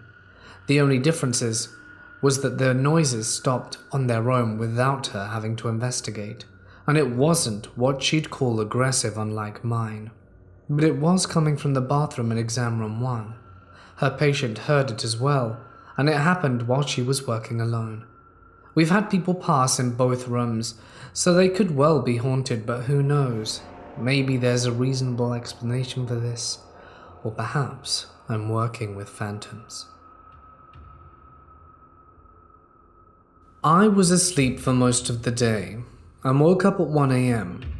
and I realized while asleep no one bought something to drink from the house, and I'm pretty sure the jug of water was all gone by this point. I decided to do what I usually do and go out to this one store that stays open even late at night. Now I usually try to avoid going there, so I try to avoid leaving too late to go outside to go get something if we really need it, mainly because the store sucks, and the fact I don't like being outside too late, even if I'm close or near my home, especially these streets. There's nothing wrong with my neighborhood, and it's quite safe actually. Just the 5 or 6 blocks between here and the block I have to turn to go down to get to the store. And my cousin, who is staying with me until he gets back on his feet, made me even more paranoid than I already am. He started talking about this woman going missing in our city and all this stuff, and that he actually saw a missing poster recently around here, which is rare to see as this neighborhood is quite safe. So I didn't really want to leave but knew I had to. I left the house and started walking to the store, and noticed this time there was 0 people out, not even any cars coming by. As I mentioned, usually you would see some people out, but not today. There was nothing. Just me. This put me on edge. I have a history of being followed because New York City can be like that. I always look back behind me, and when I'm walking, I always look behind me to confirm if a person is following me or not, and make a plan to be sure to evade them if necessary. I keep turning my head slightly to see through shadows and windows if something or someone was following me. Nothing and no one showed up. I did my usual and crossed the street on the 3rd block and kept walking down the same path, just on a different side of the road. I only do this because once I get to the 5th block, I have to be on that side of the road to turn the corner and walk down that block. As I said, I would turn around to check if someone has popped up and if they're following me. To my surprise, there's this black SUV slowly driving right behind me. I couldn't see who was inside. At first, I try not to let paranoia get the better of me and begin to rationalize the situation, and thought this person was either looking for parking or was about to park due to the headlights that were pointed more in the direction of the sidewalk, as if it was about to go and park right next to it. To be honest, that rationalization of it made no sense since the block was filled with cars parked, and usually if a person can't find parking, they drive around and not slow down near a sidewalk. I kept looking back frequently to see what the person in the SUV was going to do, and the more I kept walking, the more I kept attempting to rationalize the situation. But that went out the window as the car kept going with no change of pace behind me onto a different block. And the only time it did change its pace was when I was starting to change my pace and walk faster. But it still went slow enough where you couldn't even hear it. My first thought was that if I couldn't run around and go back home, and I sure as hell can't find a police station around here to go into. If I'm being followed, obviously I should text someone and call them to talk to me just in case something happens. So I sent my location to the main people I spoke to: my mum, my boyfriend, and my friend and my dad. That was weird enough for her to detect that something was wrong. I kept looking behind me, and I guess I looked back enough where whoever was in the SUV noticed that I noticed them, and that's when they decided to speed up and go park at the beginning of the next block. The block I was literally about to cross the street into. They didn't even park fully into the block. There wasn't even enough space on that road. Their lights were still on, and they were just waiting there, idling. I stopped where I was and kept talking to my mum. Hell, I wasn't even really talking at this point. I was just trying to do anything to keep her on the line with me. My mum couldn't tell anything was wrong, and I stood there, not even really walking fast from where I was. If anything, I was slowly taking steps backwards. In that moment, I was making a choice, because the SUV was obviously not looking for parking. Best case scenario, whoever was inside was doing whatever they were doing, and didn't have anything to do with me. Worst case, they were planning to do something to me. Now, I didn't think the best case scenario was going on. I'm not dumb. And if it had nothing to do with me, they wouldn't have slowed down and lured behind me for a whole block. My mind went to worst case scenario, and I'm debating on slowly going back towards my house, where they wouldn't notice since I'm still behind them. That instantly went out the window, because something I learned is to never lead anyone back to your home if they're following you. And as I said, there's no police stations nor fire stations nearby. No one was around, no cars passing through, so I stood there and the SUV stayed right there. No one coming out or in. I didn't want to take the risk of walking onto the next block either. I'm guessing the person noticed I wasn't walking anymore, and it fully registered into them that I saw them when they drove down to the end of the block to try and hide among the parked cars. It would have worked had I not moved a certain angle to see that they went and parked in a place I couldn't have seen them at if I'd have kept walking, which was around the corner at the end of the next block. And again, no one got out the SUV. It stayed on and was just idling there. I still did not cross the road onto the next block. I did not continue my route to this store because that meant walking down the block, and I wasn't risking anything to go pick something up. So I slowly took a few steps back, turned and went home, due to the fact whoever was inside wouldn't have noticed if I turned around and left. I sprinted fast back to my house, kept looking behind me to see if the SUV had turned back around or noticed. Gladly, I made it back home and no one followed me. But I was shaken up and refused to test my luck to go out and buy stuff for the house, even if the SUV was long gone. I'd rather wait till morning so that I could see. Looking back, the SUV literally popped up out of nowhere. Considering the fact I always looked behind me frequently, and I do not remember even seeing it anywhere parked or driving anywhere when I looked behind me before that, and didn't even hear it pull up either, makes me pretty sure whoever was there was more than likely trying to take me. I was actually planning on stopping looking behind me, as I saw no one prior, and I was going to walk and simultaneously watch a YouTube video. I actually was just walking and looking at my phone once I hit the third block. Had something not told me in my intuition to look behind me, I wouldn't have noticed the SUV, and don't even want to imagine what would have happened because of that. I work night shift at a mental hospital. Obviously, countless people have passed here for various reasons. There are 4 floors, with the 4th floor being well known as a hotspot for paranormal activity. Me being security, I have to check in every once in a while. The 4th floor is essentially an extremely long hallway, approximately 1,800 steps, with housing units on both sides throughout. Each unit has a 5-inch thick steel door, and there's a window at the very end of the hall. They don't house patients due to the fact that the county took over a while before I started, and it's completely empty by the time 3rd shift rolls around. The 4th floor is also the only floor in the entire complex that is completely off the ground due to the complex being built into a hill, where the electroshock therapy took place a long time ago. This occurrence happened last week, Wednesday, on 3rd shift. I wanted to do a walk through the 4th floor that night around 3 AM for no other reason than feeling brave. I walk all the way down to the 4th floor to the window. Eventually, as I get closer, I started seeing that the window obviously needs cleaning. When I get about 5 feet away, all of a sudden, there was a handprint that would have been extremely noticeable even 15 feet away. I looked at the handprint, turned around, said nope, and walked back down the hall. On my way back from the window, I peek into a side office area with my flashlight to just look.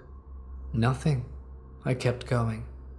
After a few seconds, it sounded like someone was running up behind me, so I walked even faster because everything in my body said not to turn around. As I kept walking, I passed by a unit. As I passed, I heard what sounded like someone punching the door. I put it up as paranoia due to the running I heard prior. That is until I passed another unit.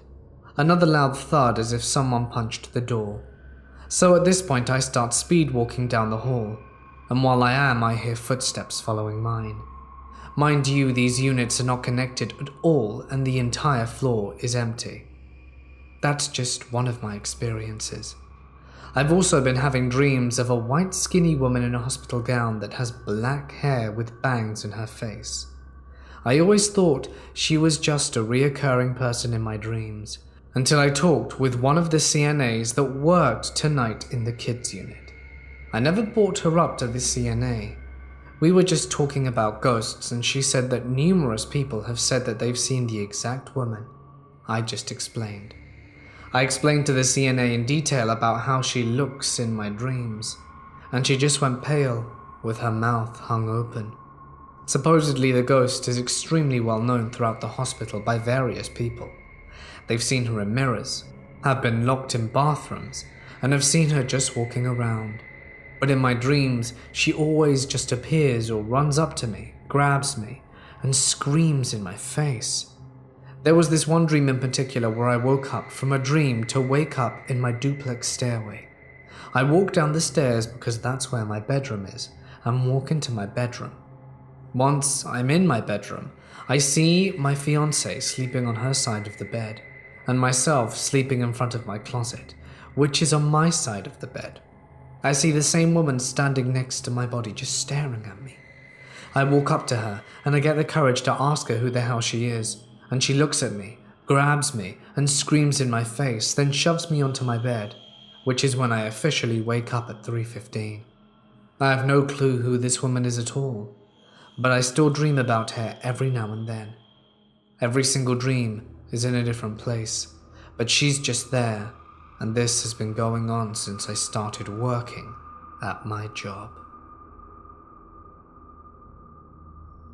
In my youth in the 1980s, I had got my first job at a hotel in our town.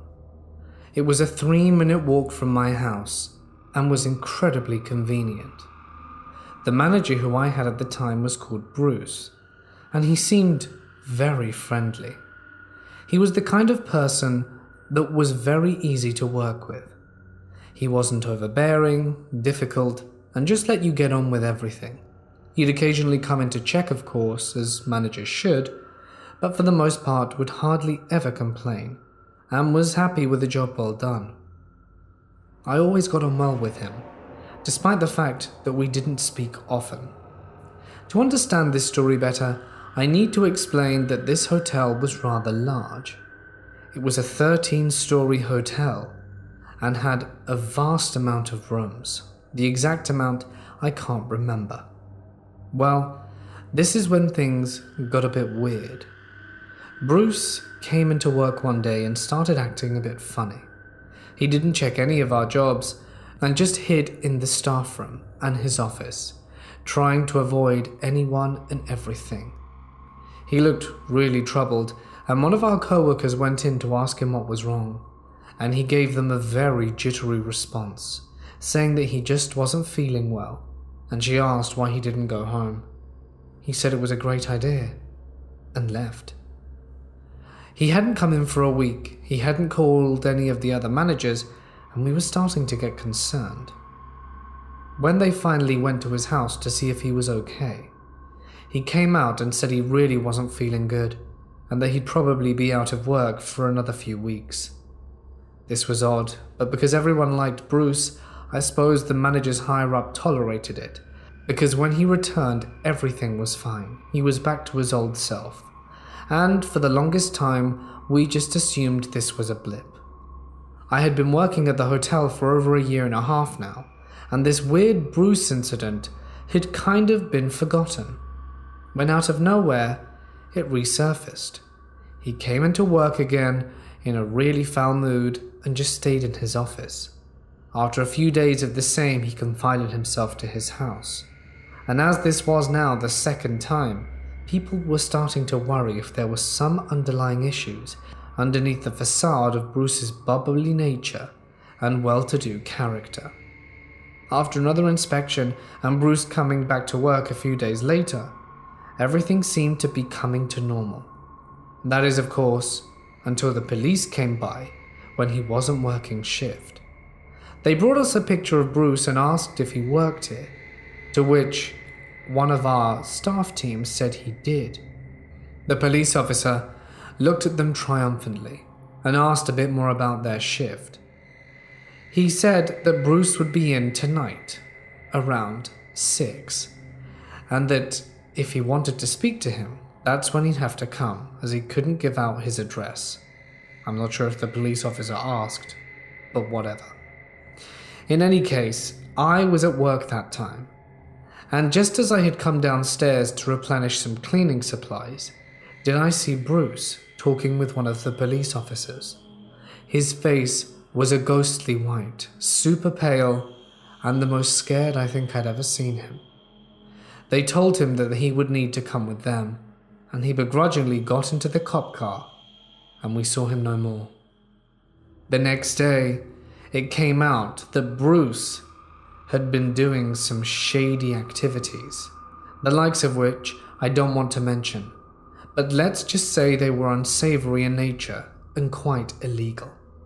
He had been caught, but was going to be put to trial. He managed to get out on bail and obviously wasn't going to come back to work.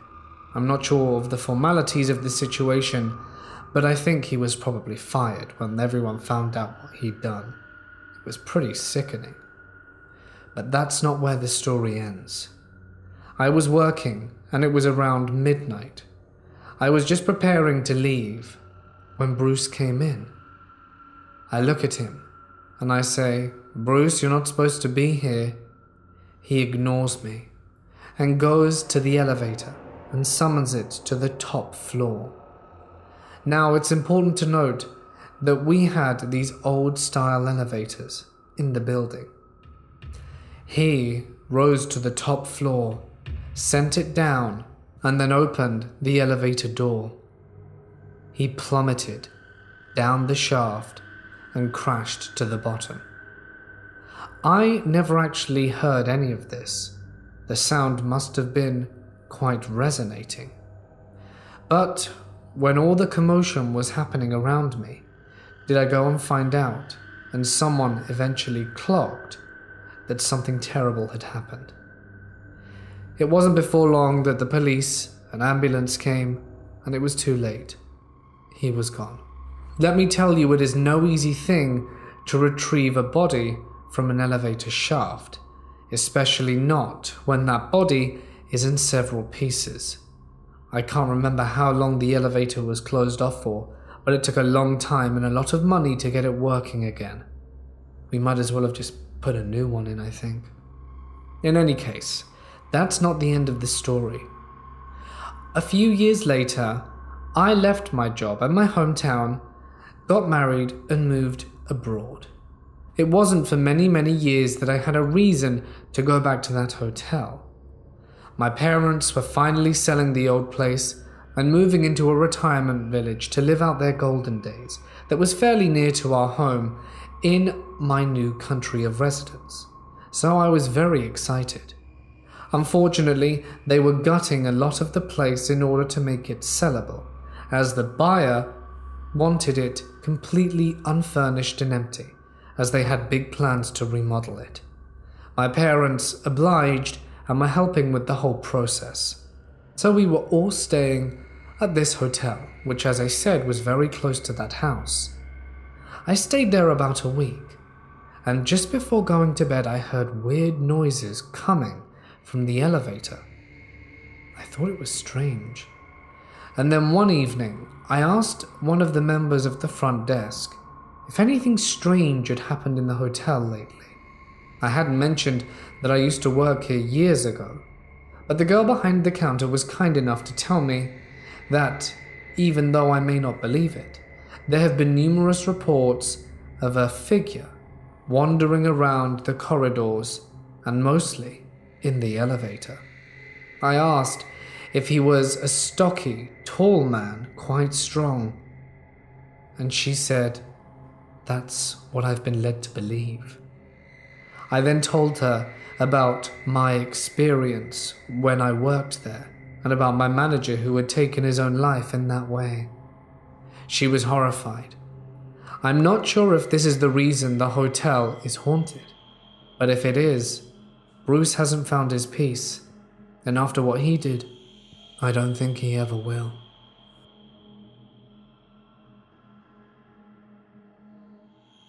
Long ago, I lived with my family in a government quarter behind the hospital in a town just south of Kuala Lumpur, Malaysia. Being the restless teenager, I cycled everywhere every time I could leave the house. Sometimes I would go to the hospital compound to visit a small coffee shop which sold my favorite sweets. I would also grab a drink and enjoy it there to replenish my energy before more cycling. Beside the shop stood a small shrine dedicated to one of the Hindu deities, Ganesh with the elephant head.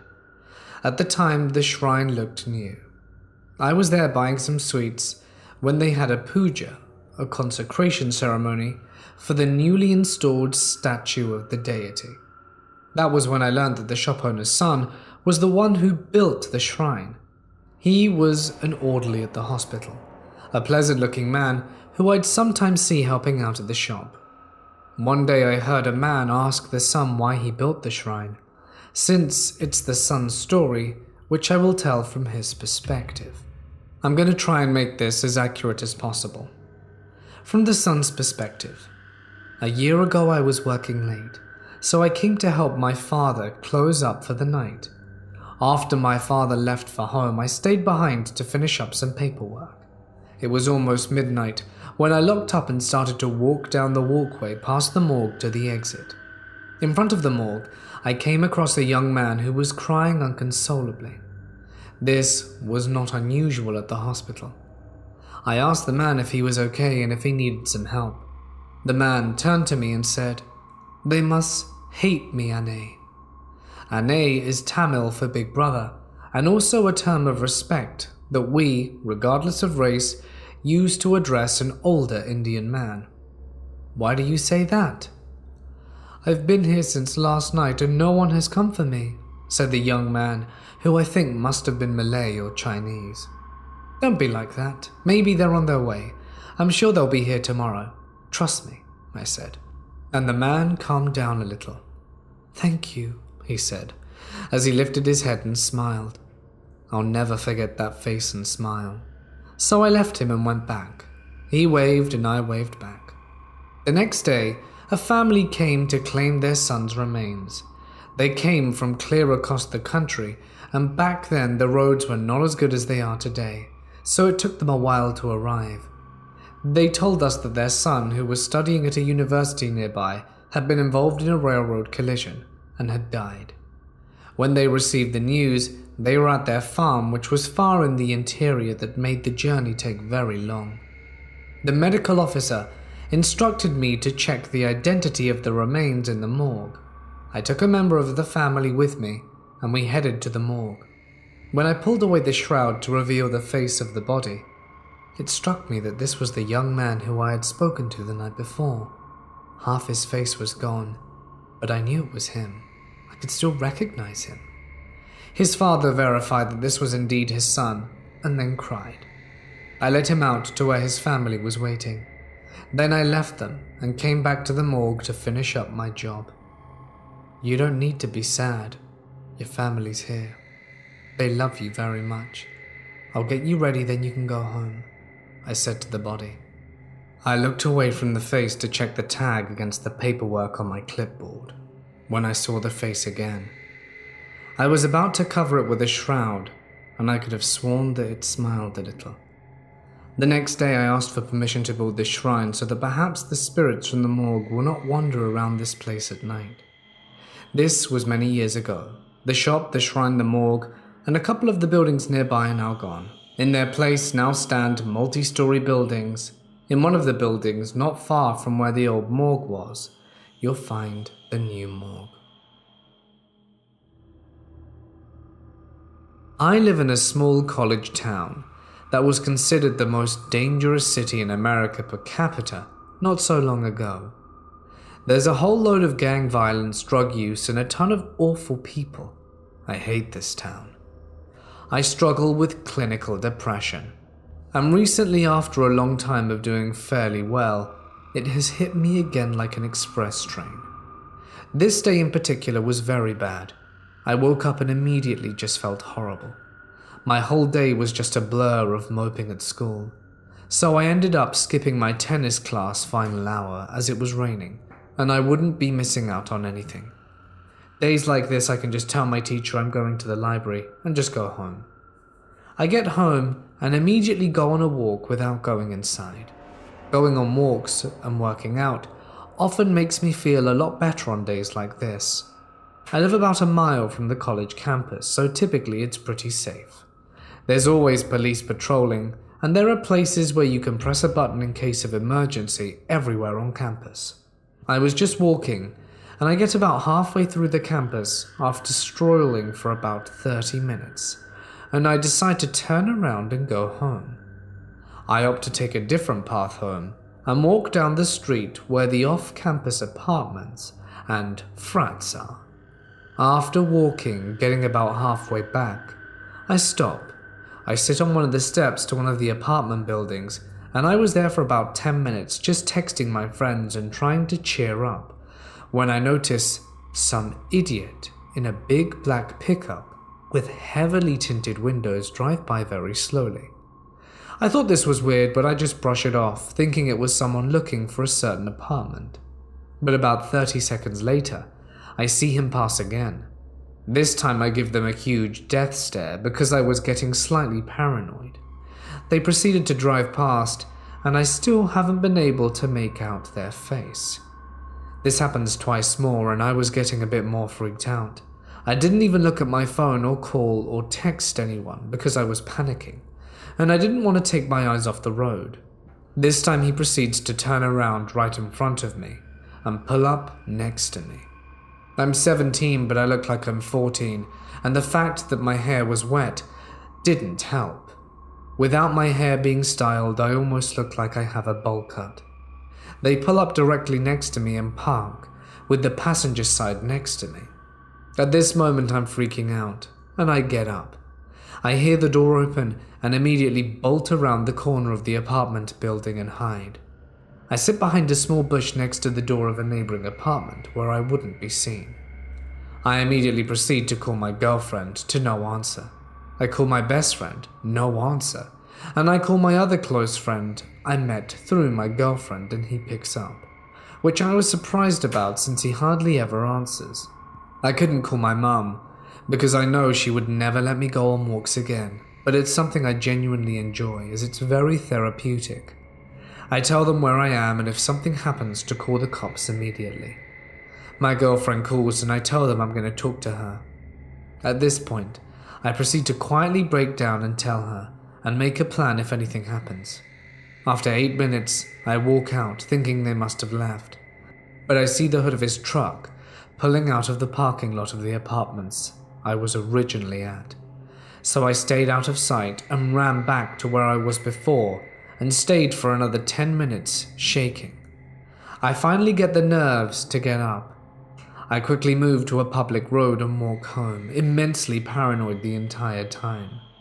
For days I couldn't look at pickups without my heart racing. I'm over it now. But the guy in the pickup, let's never meet.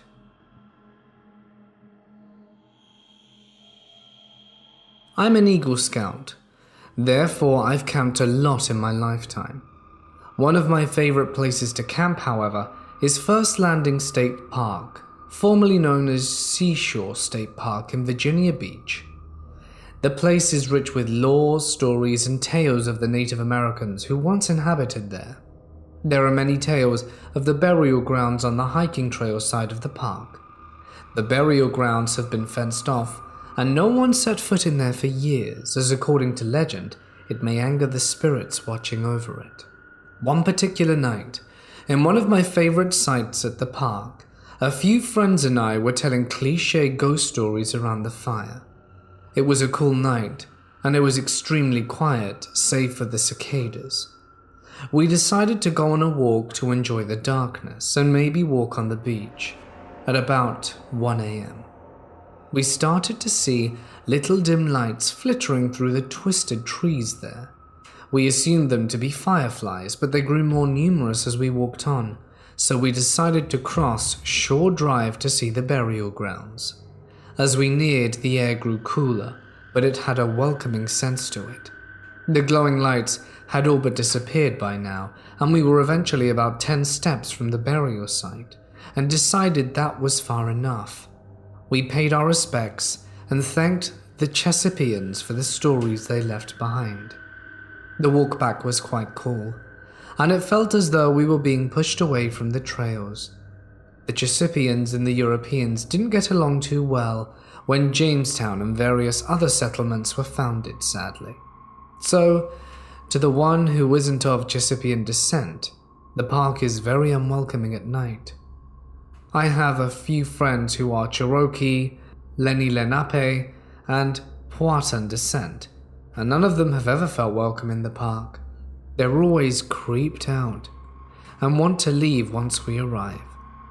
I've seen figures walking around the park at night, typically wearing what looks like regalia.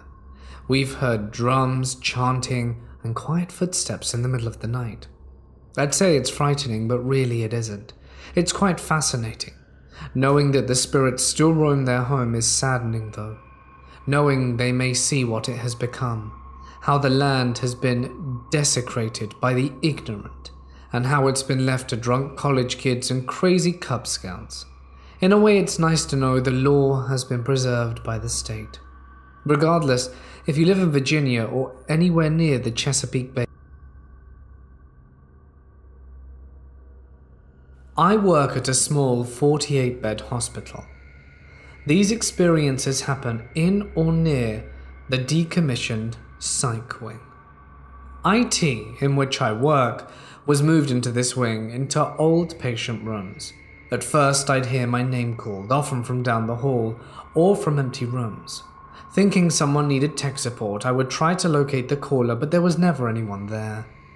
Many times I'd see people in empty rooms, patients on a bed, doctors in white lab coats next to them.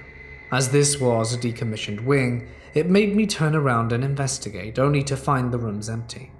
Frequently, there was a male and female walking together, apparently talking to each other, and they would turn into the room next to mine.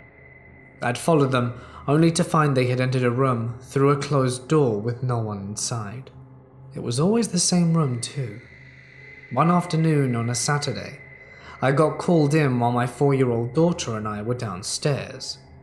I headed over but was unable to unlock the notoriously problematic back door to our wing. However, I saw a man coming down the hallway towards me, and I knocked on the door and motioned that I was locked out. He appeared to look right at me, but instead of coming to my aid, made a right-hand turn into the office next to mine.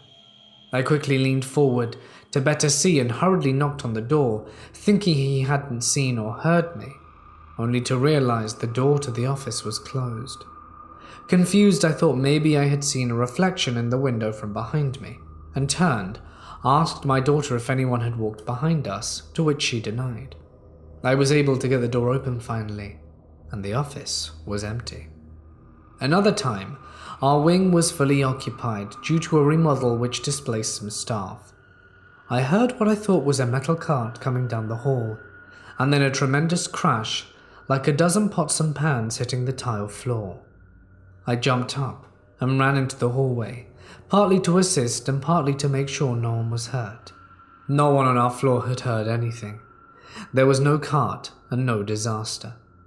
Next, I was called in on New Year's Eve before midnight.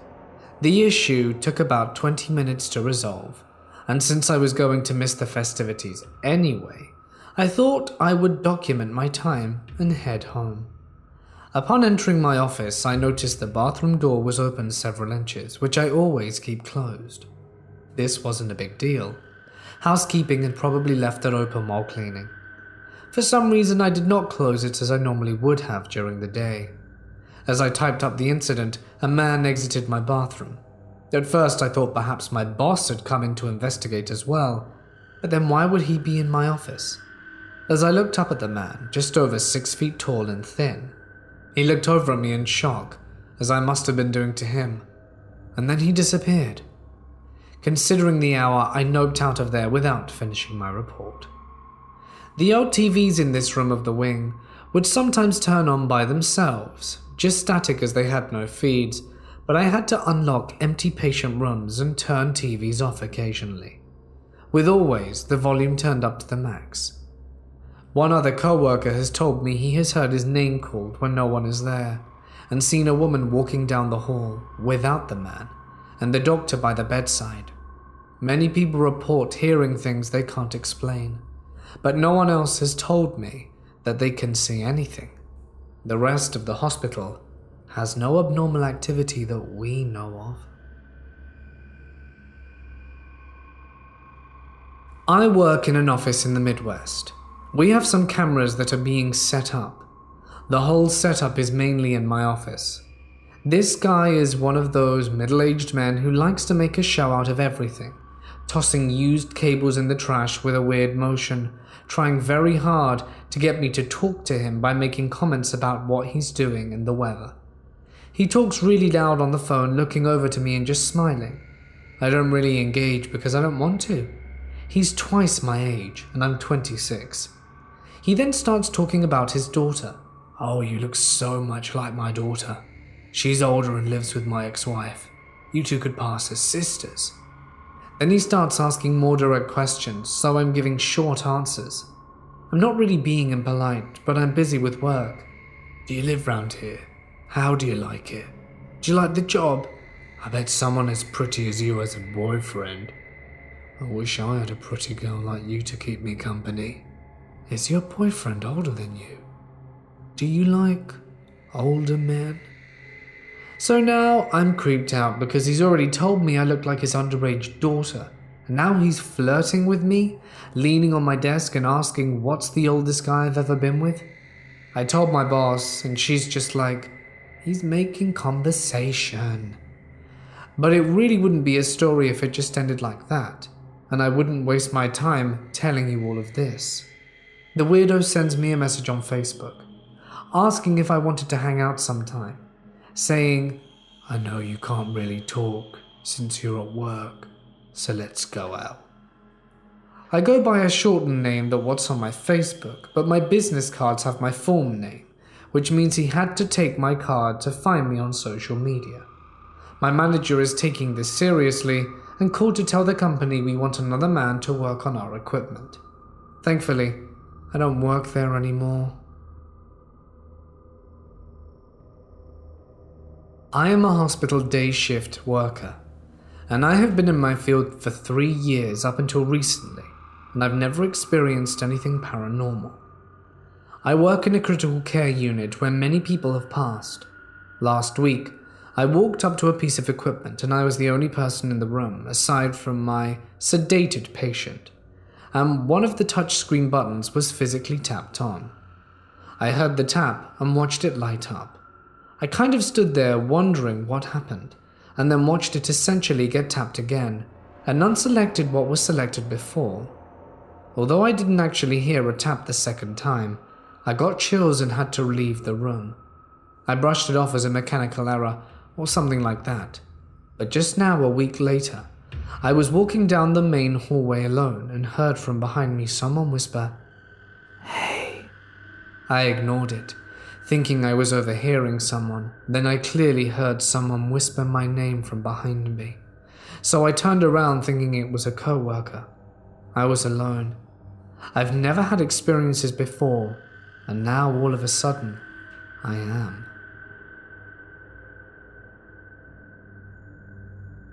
It was Halloween night, and I was 11.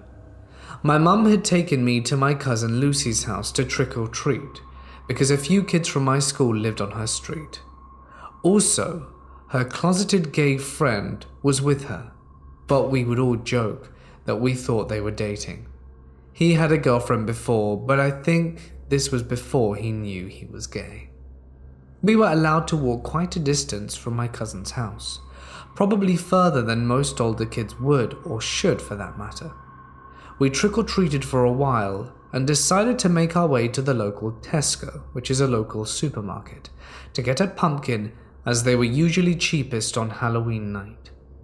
On our way, we noticed a grown man in normal clothes besides one of the extra gruesome Halloween masks made seemingly just so adults can scare kids. It was an incredibly mutilated and bloodied face. He was hiding amid some bushes, but it seemed like he wanted us to see him. I remember thinking it was weird because he definitely seemed old, judging by his hands, so he wasn't just a teenager.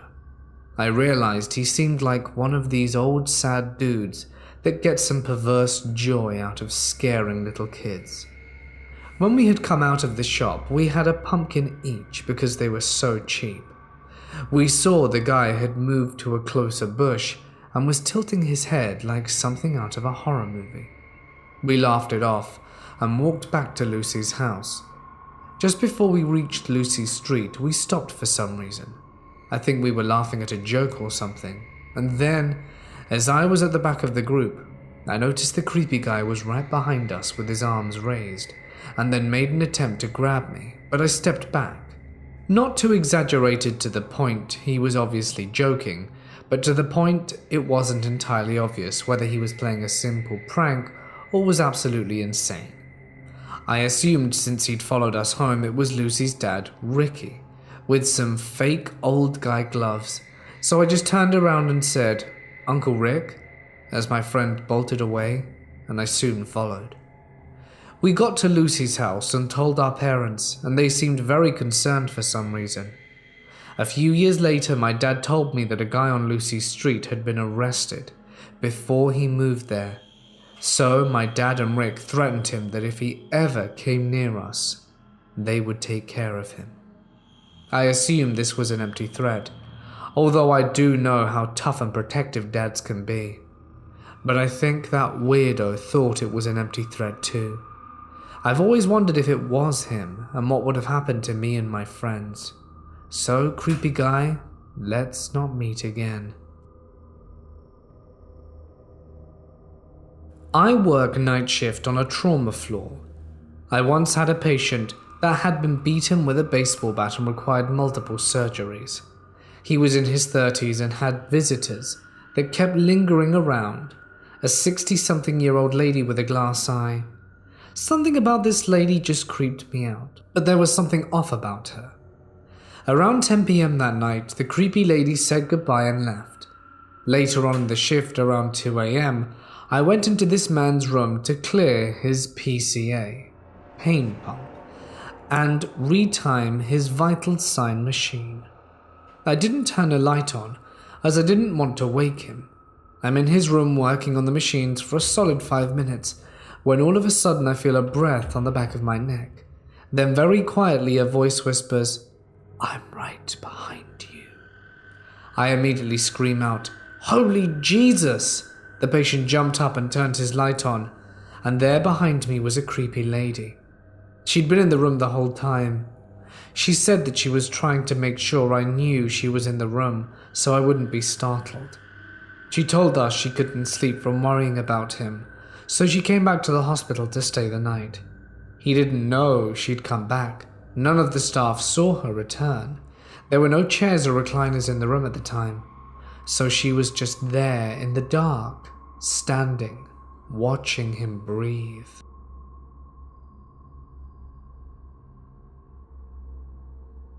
I live in an area of New York City which is notorious for crime and gang violence and the sort. My parents are poor, struggling Asian immigrants, so we had no choice to be living where we are. For context, I'm a 17-year-old female, and even though my neighborhood is seemingly dangerous, I never truly internalized that idea. I've always been able to walk the 2 blocks away from the train station alone, without an ounce of fear. I could walk slowly, freely, and even listen to music as I walked home. Today, my carefree attitude came crashing down as I walked up the first block. I was listening to music before I met a strange man, clearly in his 30s. His hair was disheveled under his baseball cap, and he was wearing the stereotypical ghetto clothing. We were going in opposite directions, and as I passed him, he suddenly brushed his hand against my stomach as he hollered out, "Hey, sexy." Immediately, I became hyper-aware of my surroundings, confused as to why he touched me. I tried to ignore it, assuming he wouldn't follow me or anything, but I was wrong. He completely turned around and started lingering behind me. "How are ya? Can I take you home? I'm gonna make you mine tonight." I just kept walking faster, but he kept following me. As a 17-year-old who's never experienced anything like this, I had no idea what to do. All I could think about was getting him away from me. Couldn't he tell I was a kid? As I took longer and longer strides in an attempt to get away from the creep, I thought of everything I could do. I would have to take a turn soon, and I knew that block would put me in more danger since it was usually empty. Thankfully, there was a grocery store near that turn, and a woman in her 20s who I made eye contact with. I walked up to her and gave her a look she could immediately tell by that something was bothering me. As soon as he saw me go up to that woman, he decided to stop and walk into the grocery store. I was still scared to take the turn, but the woman reassured me that she would watch him and told me to go safely. My legs were shaking from the experience, and I am forever disillusioned with the safety of my neighborhood. How naive was I to think I would actually be safe on those streets? I hope to not meet again. Something weird happened to me while I was in a mental hospital in Amityville, New York, the same town of the Defoe murders of the 70s. Anyway, I was in this hospital called Brunswick Hospital for 2 weeks, and in those 2 weeks I experienced scary stuff, besides the fact that there were patients screaming and saying how much they want to end everyone in the unit.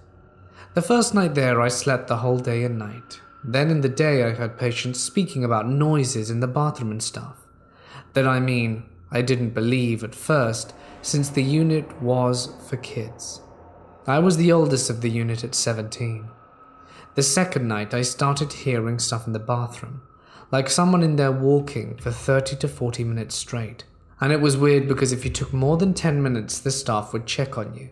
And I never heard the staff knocking the door or opening the door. I didn't pay mind to it, and I kept on sleeping.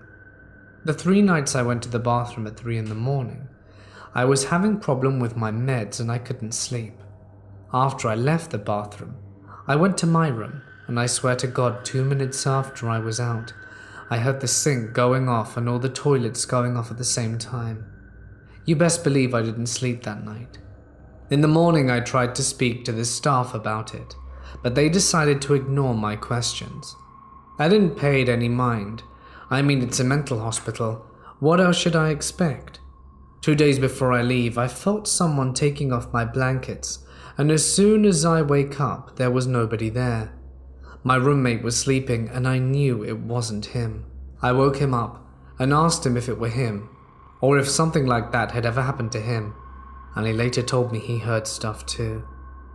Thankfully, I got to leave that place and never went back. I lived in a house that used to be a funeral home, and the basement was obviously where the bodies would be prepared. You could tell just from the overall look of it, and doing research on the house years later, that it proved to be true. There were lots of graves in the backyard from children who died in the 1800s from an assortment of illnesses. Well, one night, while staying up and playing some Crash Bandicoot, I heard a small child laughing at the top of their lungs, and then run down the hallway. I was home alone, and my sister was visiting a friend on the other side of town. I went downstairs and nothing. Everything was still locked up, no footprints in the snow, etc. A week goes by and my sister is sitting downstairs watching the telly, and mentions seeing a boy wearing very odd style clothes standing on the stairs watching her before walking back up and disappearing. We'd also heard coughing from the basement, people walking around, and some of the creepiest was the doorbell ringing after we removed the batteries and ripped out the wires. Fast forward about 12 years later, and my sister has moved back into the house and tells me she still sees the little boy, but more frequently, and his appearances have been more unnerving. My mother used to live in a country town between Melbourne and Bendigo here in Australia. The town was known for its hot rods and back in the day gold mining. As there wasn't much in the way of jobs, she used to work as a cleaning lady for a few places, but she mostly worked at the same clinic every night for 3 hours. Most nights, she'd call me to pass the time. Eventually, I found out that weird things would happen to her while she was there on her own. As a bit of background, things always used to happen to her when she was younger, as my grandmother used to work as a medium. I do recall seeing things also as a child, but would block it out. I didn't want to believe I had seen anything, as I was always scared. My whole childhood scared. It didn't help that my very young parents would make me watch scary movies with them as entertainment, telling me, when the scary bits come, close your eyes. They never did. And then they'd lock me in a room with the lights off and tell me monsters were coming for me. So sometimes she'd ask me to come and visit her, and I'd make the 3-hour trip to her town, and I'd help her with cleaning duties. Instead of 3 hours of cleaning, it'd be 1.5 as we were 2 people, as I had finished vacuuming one room and moved on to the next. A big folder of documents fell off the shelf, and there was no way it could have fallen on its own. It was tightly squeezed in there with other folders. Closed doors would suddenly open or close, and I'm pretty damn scared at this point, but kept repeating in my head this one verse of the Bible. The Lord is my light and salvation. Whom should I fear? By now we're finishing up, and I'm out the front by the automatic doors sweeping, when out of the corner of my eye I see someone walk past me and just go inside. I turned to say the clinic was closed, but there was no one there.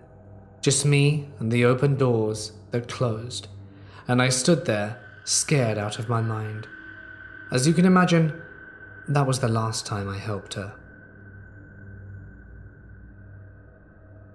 I was a 13-year-old girl, and an early bloomer, if you know what I mean. And I'm pretty tall for my age, so I looked older than I really was. Normally at the bus stop, when it was nice out, I would go to pick up my little brother from school, since I got out of school before he did, and it's about 20 houses down. I would always take my dog Caesar with me because he loved the attention and a good walk. I wouldn't say we lived in a good area, but by no means it's horrible trash. Across the street from our bus stop is a blue house that had been listed on the sex offenders register. The people that lived there consisted of 4 white men that were the definition of white trash. Their ages ranged from 18 to 45.